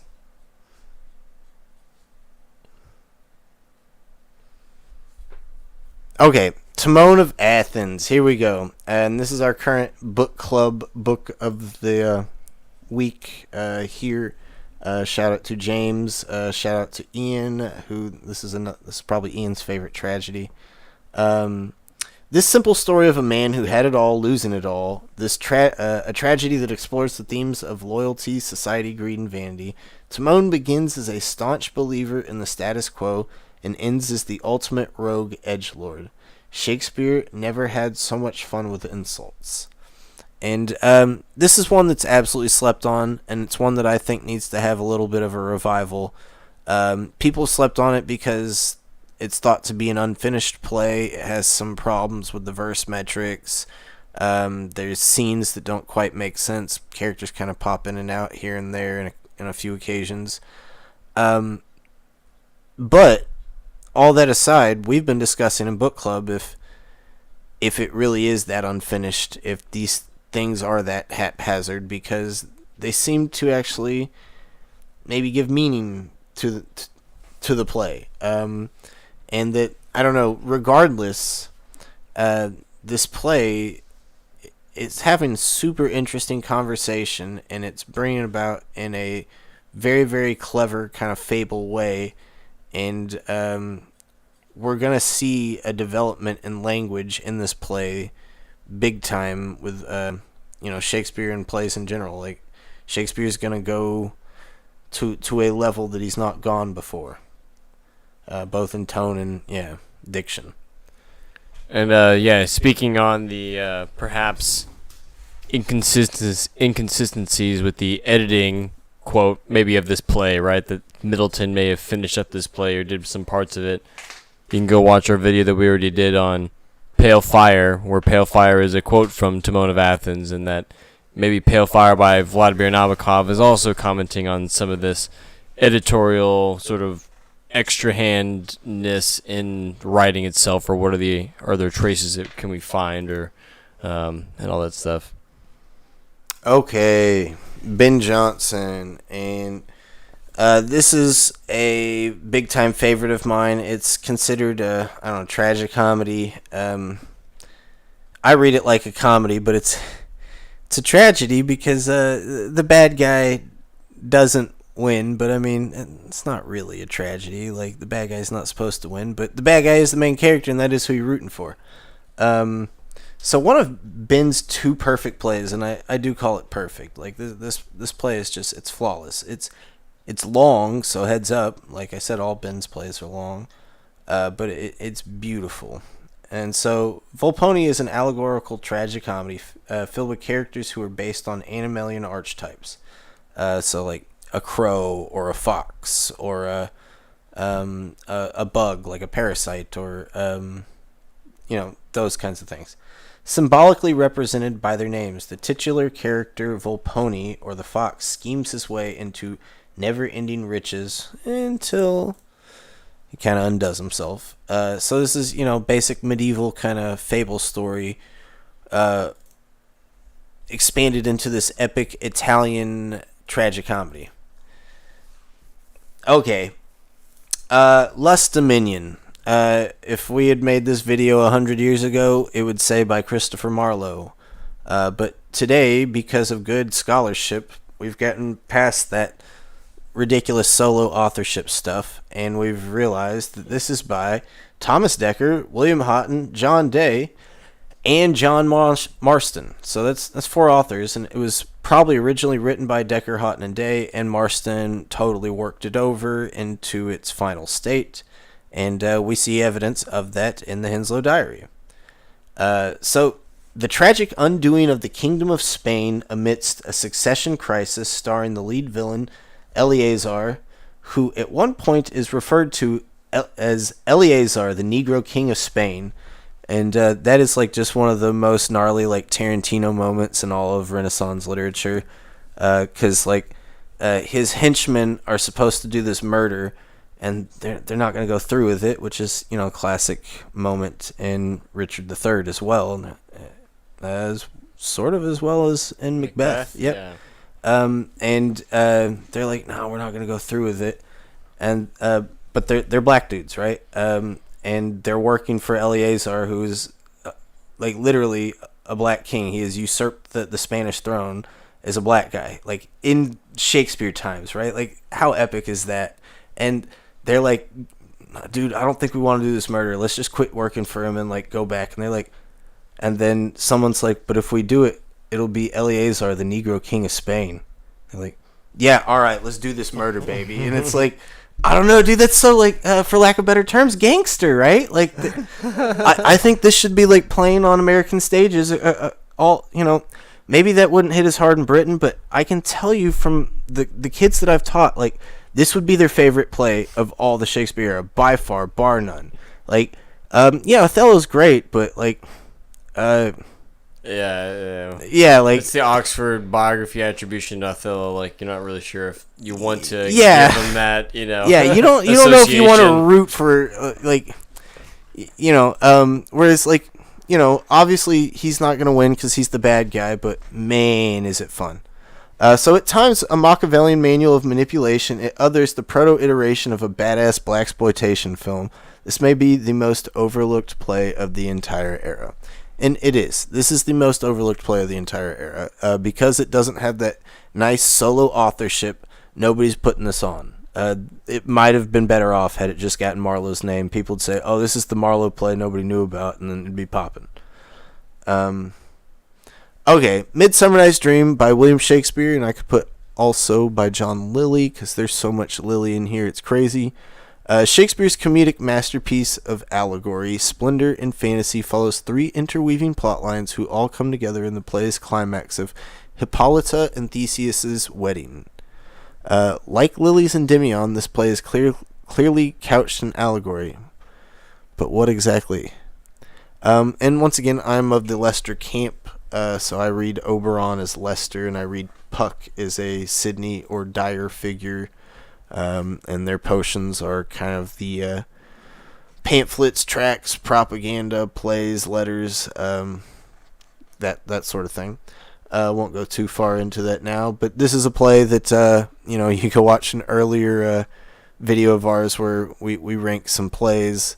I have it way down at the bottom. I was like, oh, this is some fancy hoity-toity nonsense about fairies and Greek stuff and bleh, who needs all this? But that's because I totally was missing all the allegory and, just not appreciating how cleverly structured this is with these seemingly three disparate storylines that all sort of actually get interwoven, not just literally, but thematically. Okay, finally to the top 10, folks, and we'll be done here under that 2-hour mark, I promise. Okay, here it is. We've talked all about Henry Hal, his tetralogy or his trilogy. This is the best Hal play.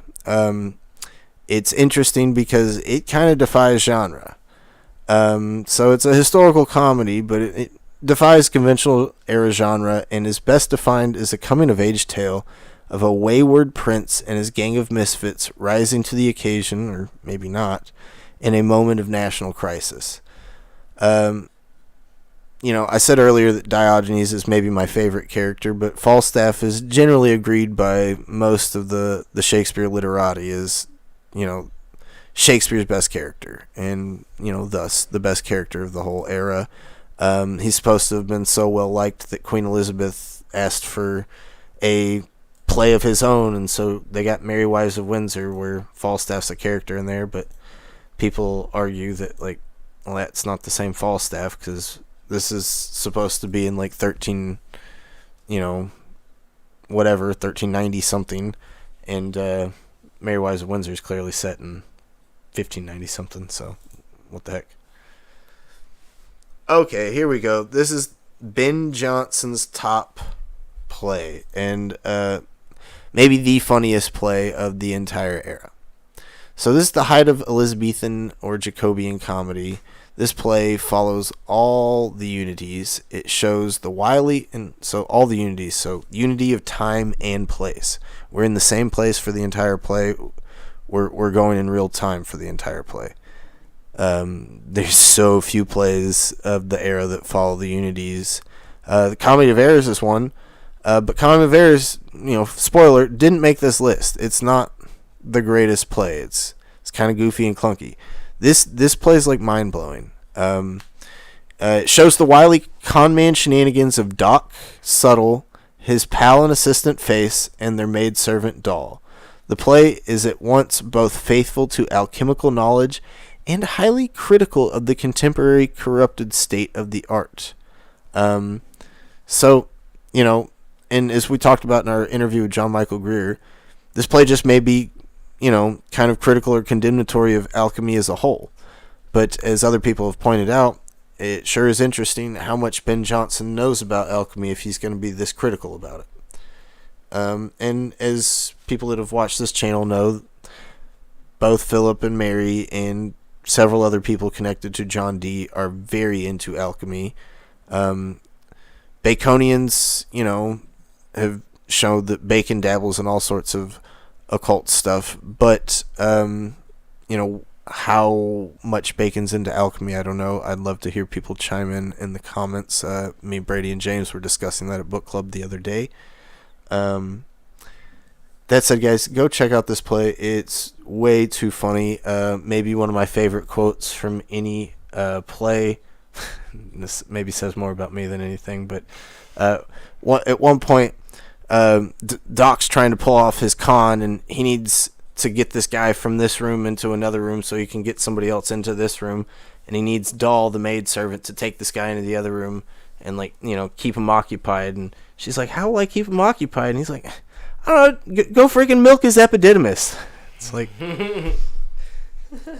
for you folks not too keen on anatomy, that means a hand job. So, I think that's the play that also mentions the term Rosy Cross, I want to say. Okay. Or something along those lines. That would totally make sense. Maybe it's mentioned Red Knight. I swear there's some kind of Rose Cross mentioned, and I had said it a long time ago, but I don't remember now. So it's been a minute since I read it. Okay, here we go. John Marston and John Webster. And, this could be... Is that Mr. Bean? Yeah, and he's not actually playing the malcontent. No. That's from Blackadder. Oh, okay. I couldn't find any picture from any malcontent, and I saw two different people when they were doing reviews of Blackadder compare it to John Marston's malcontent. So I was like, oh, okay, we'll do it. It looks close enough. Okay, this may be the best non-Shakespeare play of the entire era. That's up for debate. It is about a forgotten banished duke who returns in disguise to scheme against the corrupted court that has taken his place in this tragicomedy. Plots on plots and side of plots occur in this play, with our duke, now known as Malevolent, in complete control the whole time. So yeah, this duke who's been banished, Prospero style, comes back in disguise and just the entire time puppets people, and it's the, the Machiavellian thing. This is Barabbas. This is Richard III. This is Iago. But what's interesting, or it kind of also reminds me of Count of Monte Cristo. Absolutely. Yeah, that's good. And what's interesting is that all those other names I said, they're all bad guys. But Malevolent is not, he's not a bad guy. He wants things just, and he wants revenge and all that kind of thing, but he somehow never takes it too far, and that's kind of the brilliance of this play. And I think it's very astute of you to have said Count of Monte Cristo, because we never, there's times where we're like, whoa, you going too far, Edmund? But we never are like, screw you, you evil jerk, Yeah. But you do that with Richard III or Iago, or even if you're reveling in them being an evil jerk, they're an evil jerk.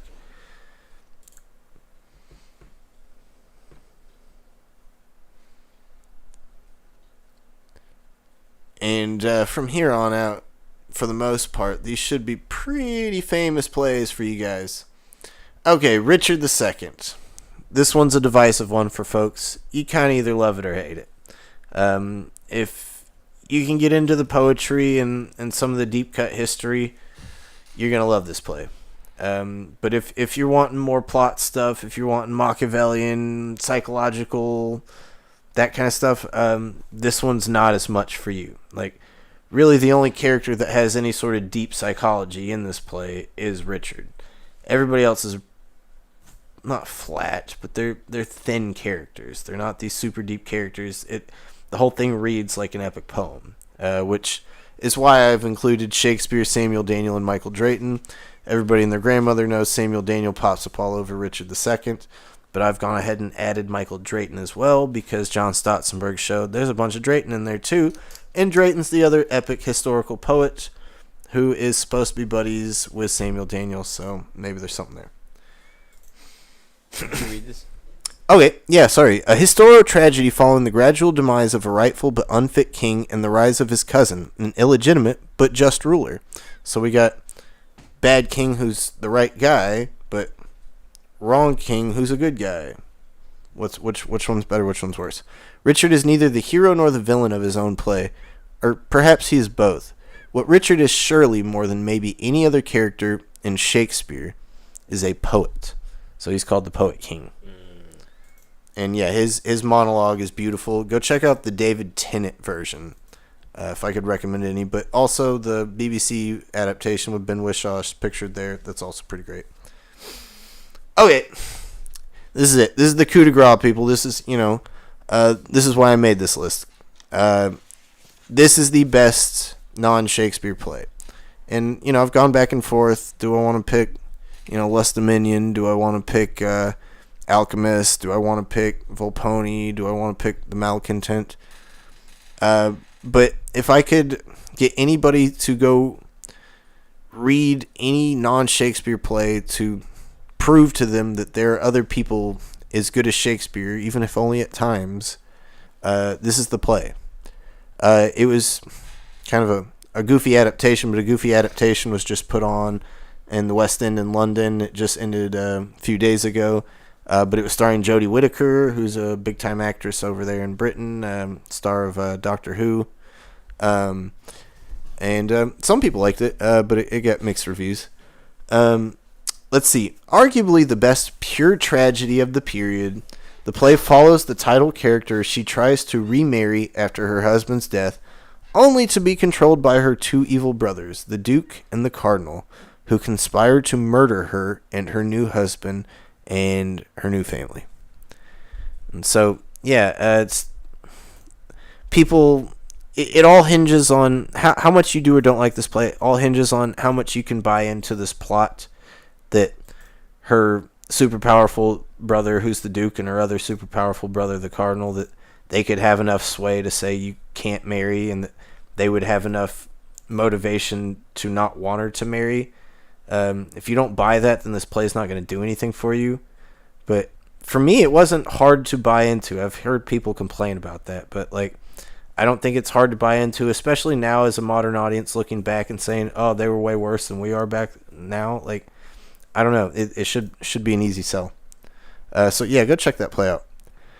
All right, this one's one that may not be as high on other people's list, but this is maybe my favorite Shakespeare play. Richard III. One malformed, misanthropic, sociopathic, hunchback prince undoes an entire kingdom, all of which he would gladly trade for the meanest mayor by the play's end. Richard's downfall is as spectacular as his rise, and is as manifest by his own actions as was his rise. And so, yeah, everything that happens in this play is because of Richard. Richard is pure agency in this play. He makes his own rise happen. He makes his own downfall happen. Anything that pisses off some other character, he made happen, whether they realize it or not. He's able to get people to do things to each other without realizing it. Watching Richard work is absolute. It's an absolute joy. It's like the Edmund character in King Lear, where Edmund's just like, I'm gonna get my dad to start hitting my brother, and look, it just went off without a hitch, and he's just doing all that same stuff. Yep, and at some point, what's beautiful about Richard is not only that he can do that and we can sit there and revel in it, it's that he himself notices it and revels in it and is as astonished by it as we are. And then he, at some point, kind of turns to us and asks us, how am I doing this? And it's like, how masterful are you at writing when you can make your character turn to the audience and talk to them like that, like in a book, like about his own actions, as like meta commentary on his own actions. Like, that means you were writing that scene and like you knew it was that good, and you like turned to the audience like, how good am I? Like, touche, Shakespeare, whoever you are. Yeah, love that play. The play gives me chills. It's just got a giant cast and it's got some dense history, so it's hard to navigate. But once you get through that, oh my god, what a payoff. Okay, coming in the top 5 here, guys. Number 4, King Lear. And Brady and I and some others just finished this in book club a few weeks ago. So maybe you want to speak on this. Too high or too low for you? Honestly, from right now, I would say it's too high. I would say it's like, I feel like I would put some other plays above this one. Okay. So that's just my take. Okay. That's totally fair. King Lear's another one that is a little divisive, kind of like. For me, Timon of Athens is already above King Lear. Okay. Yeah. And you just wait, buddy. He's only read through Act 3 of Timon, and he's already saying that. Yeah. Jesus. But no, Lear was and is a super divisive play. A lot of people kind of shrug on Lear and think that it's, I don't know, long, it's drawn out, that it's kind of haphazard. Like the fool's there, then the fool's gone. Like it's a little bloated. You got two people dressing up, and you got Kent who's pretending to be someone. You got the brother who always his name, Edgar. Edmund or Edgar. Okay. Yeah, and who's then dressing up to be someone, and then like what's with these brothers and why is their dad blind and like there's all sorts of stuff in there, and trying to navigate it all is tough, but. It's about a senile king who loses hold of his kingdom when he spurns his only faithful daughter, letting her two evil sisters wreak havoc as lords of misrule. There's also a blinded duke betrayed by his bastard and saved by his rightful son, who is thought to be dead, but is actually in disguise. And as Brady and I mentioned, a bunch of other kind of wacky interweavings. This plays tough tonally. It starts off almost as like a Cinderella type fable, and about seemingly kind of normal people, and then very quickly, as this king starts to go senile, everything falls to ruin. And so I think there's a lot of deep-seated commentary on political succession stuff. But I think that there's also just a lot of stuff about madness, insanity, senility. People have brought up maybe Alzheimer's and that kind of stuff as well. But it does all kind of hinge on how much do you buy into that first setup. Like, if you think that Lear is acting weird already with Cordelia at the start, then this is going to be a tough sell. But yeah, by the end, darkness, love it. Speaking, well, that's a bad segue. Horrible segue. My apologies, folks. Not that kind of darkness. Okay, Othello. The gut-wrenching tragedy of Othello, a noble Moor who is conned, schemed, and hoaxed by Iago, the ultimate Shakespearean villain. The unraveling of a marriage and the cruel murder of an innocent wife follows. Othello is pretty goddamn masterful. Some of these other tragedies that are really epic have giant casts. Like we were just talking about Lear. You get like 10 characters that make like 3 different plot lines all kind of weaving, and then talk about Antony and Cleopatra and Richard III with these giant casts. Othello has like 5 main characters, and there's like 8-10 characters total, and we're pretty much in Venice the whole time, except for the few parts where we go to Malta, I think. But I don't know, like for how small it is and how tight it is, it's so moving. It's so like, and epic's probably not the word because it's not this grand scale, but there's all these twists, turns, and movement, and ultimately it ends up being a play about reason, bias, doubt, empirical, study, and other things like trust and intimacy, and I don't know. It has so much to say, and what an epic finish at the end. And maybe my bad. Before I talk about Hamlet, I gotta talk about Iago for a second. Iago's so good. Iago's in his last line where he says, "I'll never speak another word." When they're like, "Iago, why did you do this?" Because the whole play, Iago's doing all this stuff like Othello, man. I'm gonna get Othello. Why? What's wrong with Othello? Why are you doing this? And like, because you can? Because you hate him? Because you're racist? Because you like the girl? What's the deal? And we get these hints that maybe because he gets spurned for his job, but he doesn't really care about his job, or maybe he just wants to show that he's better than Othello because everybody likes Othello, but I don't even think he cares what other people think about him. Like, maybe he's just proving it to himself. Maybe he's bored. But like at the end, they ask him, like, Iago, why did you do this? And it's like, yes, tell us, Iago, tell us. And he says, I'll never say another word.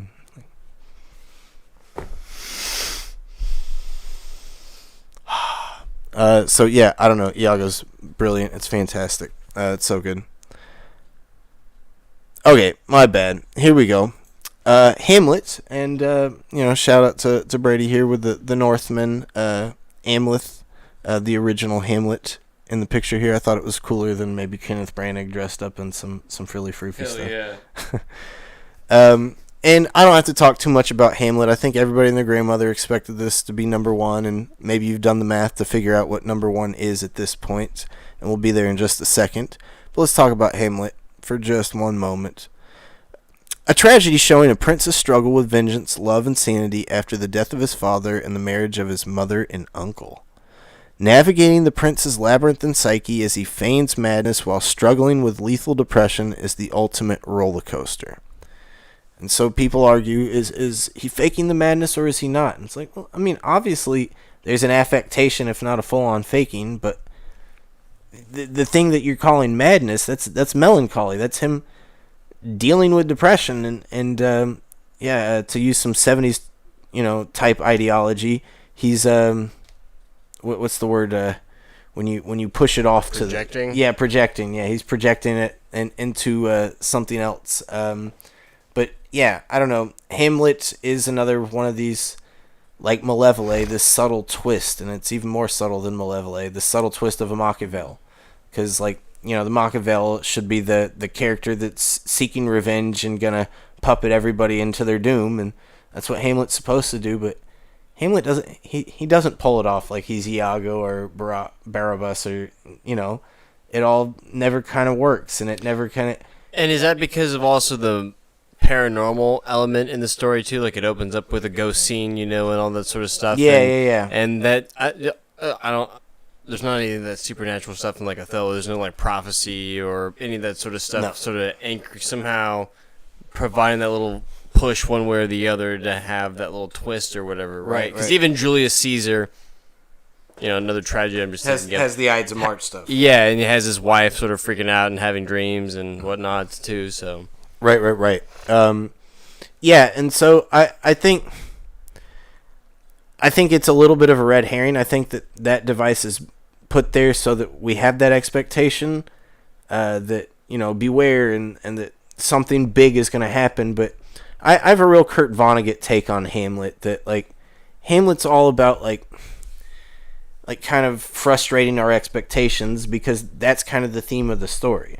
That Hamlet thinks he's going to go be this Machiavellian. I got the queen and king killed, and I got to run away with the girl, and everybody lived happily ever after, and I showed them I was smarter. But no, none of that ever works. It's like, it's real life, Hamlet. That's not how this works. And so, like, I don't know.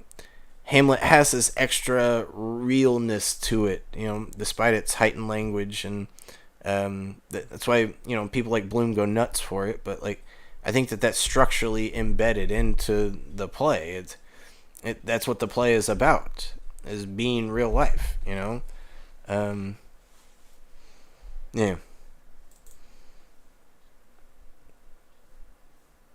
And yeah, for you folks that did the math, of course, Brady and I talk about it probably more than any other play. Our number one play is Macbeth, which is indeed a collaborative, or at least co-authored, effort between William Shakespeare and Thomas Middleton. And I have some other names that I might want to throw in there. I'll just say Michael Drayton. I won't say any more other than John Webster, but that's it. Okay. A harrowing tragedy about a couple's descent into madness as they ascend to the throne of Scotland through murder, and more murder. The darkness is deepened by a kingdom and cosmos ruled by the forces of chaos personified in three witches known as the Weird Sisters. This play is just like perfectly structured from start to finish. The characters are unbelievably interesting. The give and take of agency between Macbeth and his wife, and not just between them, but like the give and take that they each have kind of the predominant agency over the effects of the plot in the play. And like, what begins as sort of her pushing him into it, and him kind of, I don't think I want to do this. Very quickly turns into her like losing it, not being able to handle it, and he loses it and he's not able to handle it. She loses him not being able to handle it, and he goes off the deep end. It's got all sorts of stuff in it, but maybe the most fun about it is just the fate versus free will conversation, right? Like, that is at the heart of it. Did these witches make this happen? They did. What are these damn witches doing here in this play? What are they doing? Are they really telling the future, or they caused the whole thing? Like, or is this predictive programming, self-fulfilling prophecy stuff that these damn witches, man. And I will say that the reason why I think it's so powerful, I'll just point to other people using or commenting upon Shakespeare itself, and so I have a whole essay on the Substack.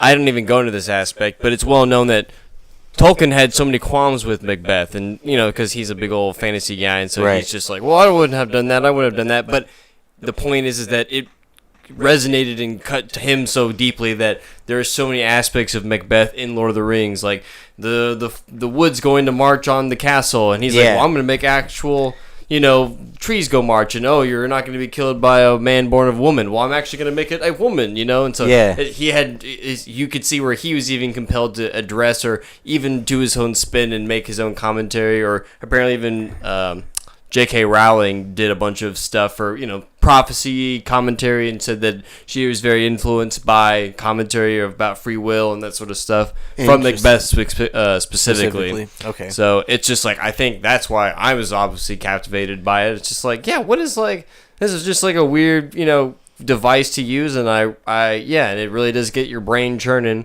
and maybe that's what it does. It kind of spins a psychosis in your head. It just draws a circle about your eyes, but I mean, that little damn witches. But that's what it's supposed to do, because you were supposed to feel like Macbeth.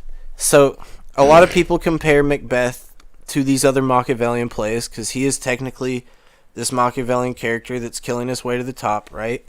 But this is another super subtle take on a different Machiavellian character, in that Macbeth's not a super genius.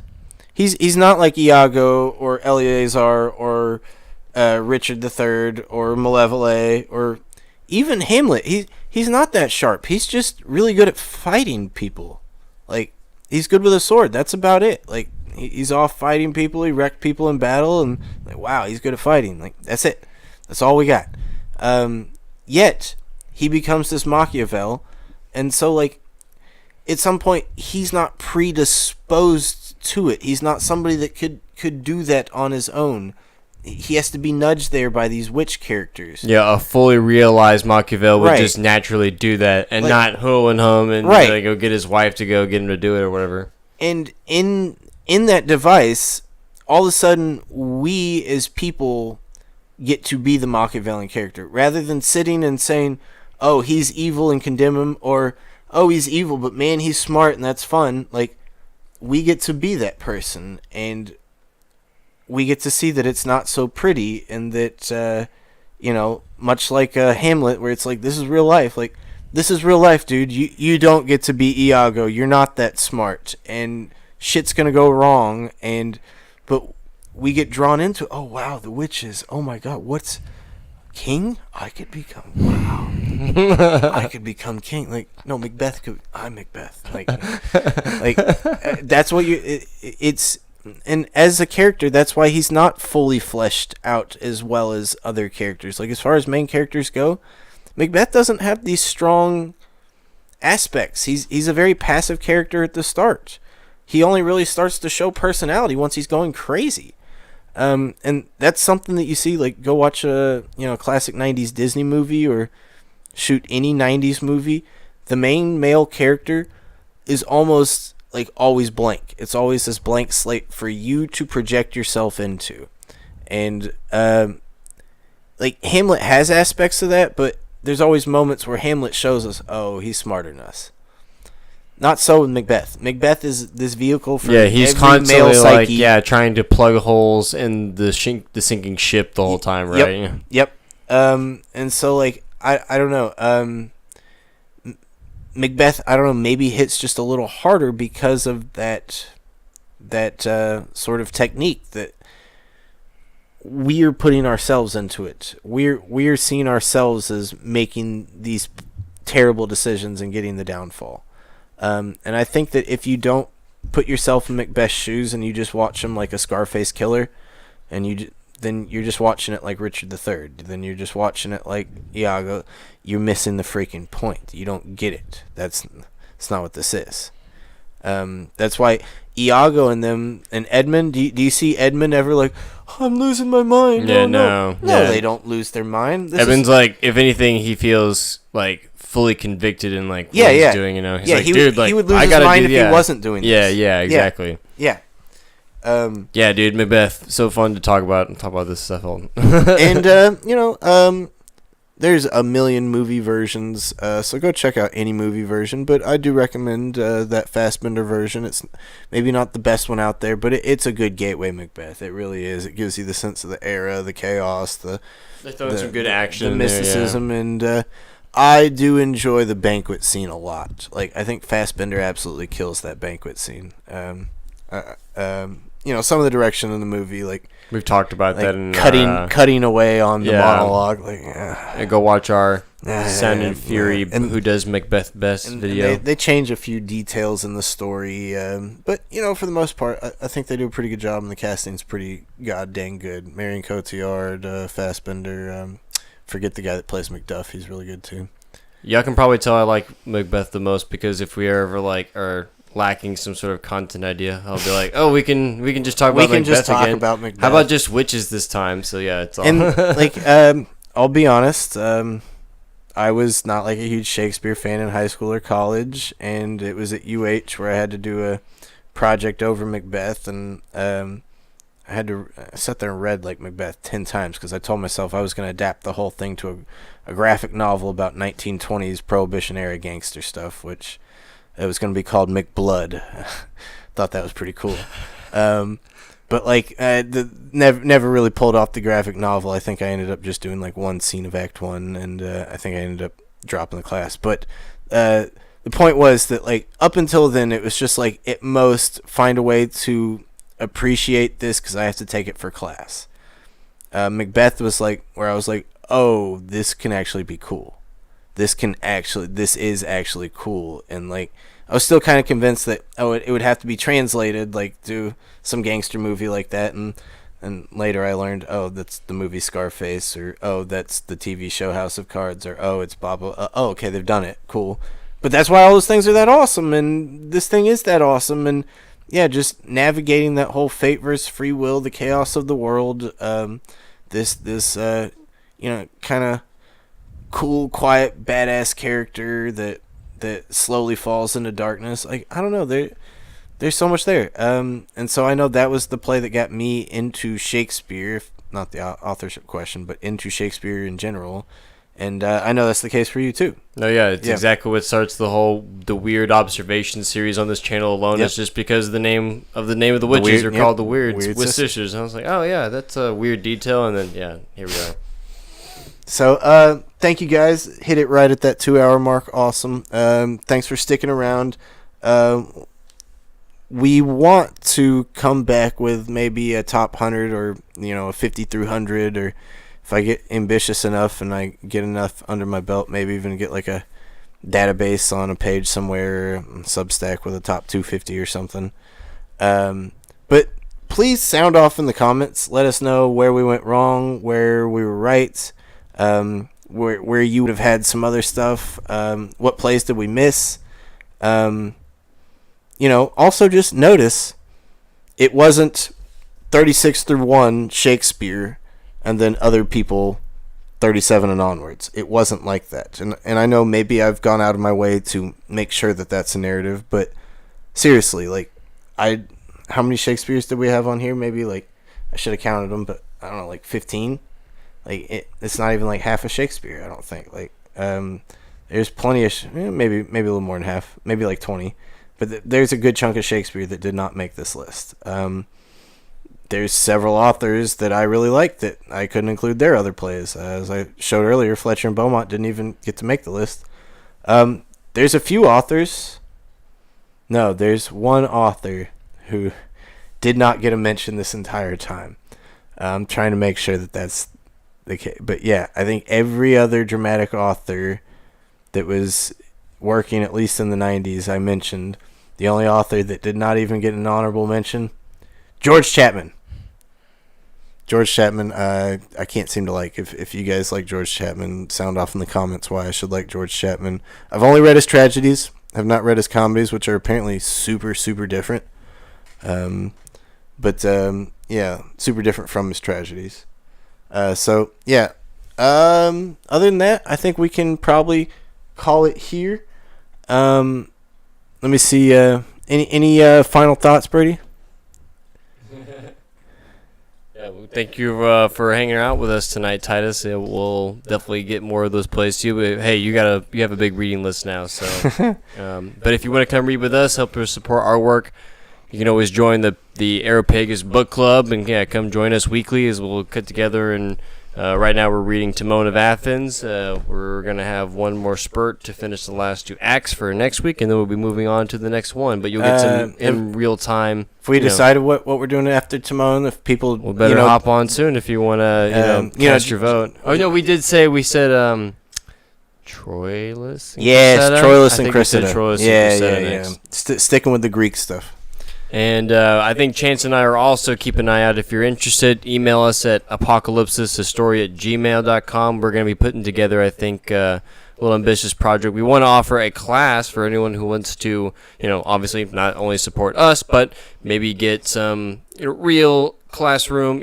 Chance is actually a teacher here for probably professional trade, so we thought it'd be fun to actually pull out some of these plays. I think every single play that we wanted to do for this particular class was actually mentioned tonight. So we thought, we pull out 3 or 4 plays, make a little themed, and you'd get to learn our internal or close reading methods and hang out with us once a week and, have some classroom hours, and also maybe take a little project away from the classroom itself to sort of commemorate your time in the classroom, essentially, and get to study like a Renaissance man or woman for that matter. Email us if you're interested. We're going to be starting that hopefully next year, maybe around February, right? For about a month or so. And we'll have more information coming out about that, but be like a 4 or 5 week class, meeting once a week, talking about probably a play a week. So if you're interested in that, awesome. If not, no big deal. Stay tuned for how that turns out. It could be a big flop, could be a big success. We'll see how it goes. Let me see. It might be the last video for the end of the year. I'm not sure. We may try to hop on here before the end of the year. We'll see how that goes. But probably the last one till Christmas for sure. And all you guys out there, happy holidays, Merry Christmas, Happy Hanukkah, Happy Yuletide. Yeah, there you go. And man, I felt like I had one more note that I wanted to sign off with, but in classic Chance fashion is. But I am reading some more Peel and Green right now. Going down some of the university rabbit holes and reading more Kid Peel Green. Gonna get around to Lodge too at some point, so I can get a better handle on their style to see how much we should expect overlap between later 90s writers and early 90s writers, or if they're indeed super separate and different stylistically, or if people like Nash oddly look like Decker, Green oddly look like Chettle, or if Lodge oddly looks like Drayton, or if it's like, nah, there's ideas here that maybe they're taking over, but these are different guys. That needs to be settled in my mind, and then we can go from there and start moving forward with piecing together maybe a hypothesis. But yeah, thanks for watching, guys. This was a real fun one. This was a long time coming. I want you guys to go out there and read all your Shakespeare, read outside of Shakespeare. If you are at all a theater goer or a movie goer, go write your local congressman, write your local producer, tell them Duchess of Malfi needs to be on Broadway. We need to have a movie version of Lust Dominion starring Idris Elba as Eleazar, the Negro King of Spain. Like, we need these things to happen for a better world for Brady's children and my brother's children. And, this is about the world we live in, guys. So. But seriously, going on that comment at the end of our John Michael Greer video, this is part of that Neo-Renaissance movement. So let's Retroissance. Yeah. Oh, I like that. Yeah, write that down. All right, guys. Have a good one. All the links for the relevant stuff to support us is in the link or the description down below. Have a good one this evening, and as always, Nullius in Verbo, everyone.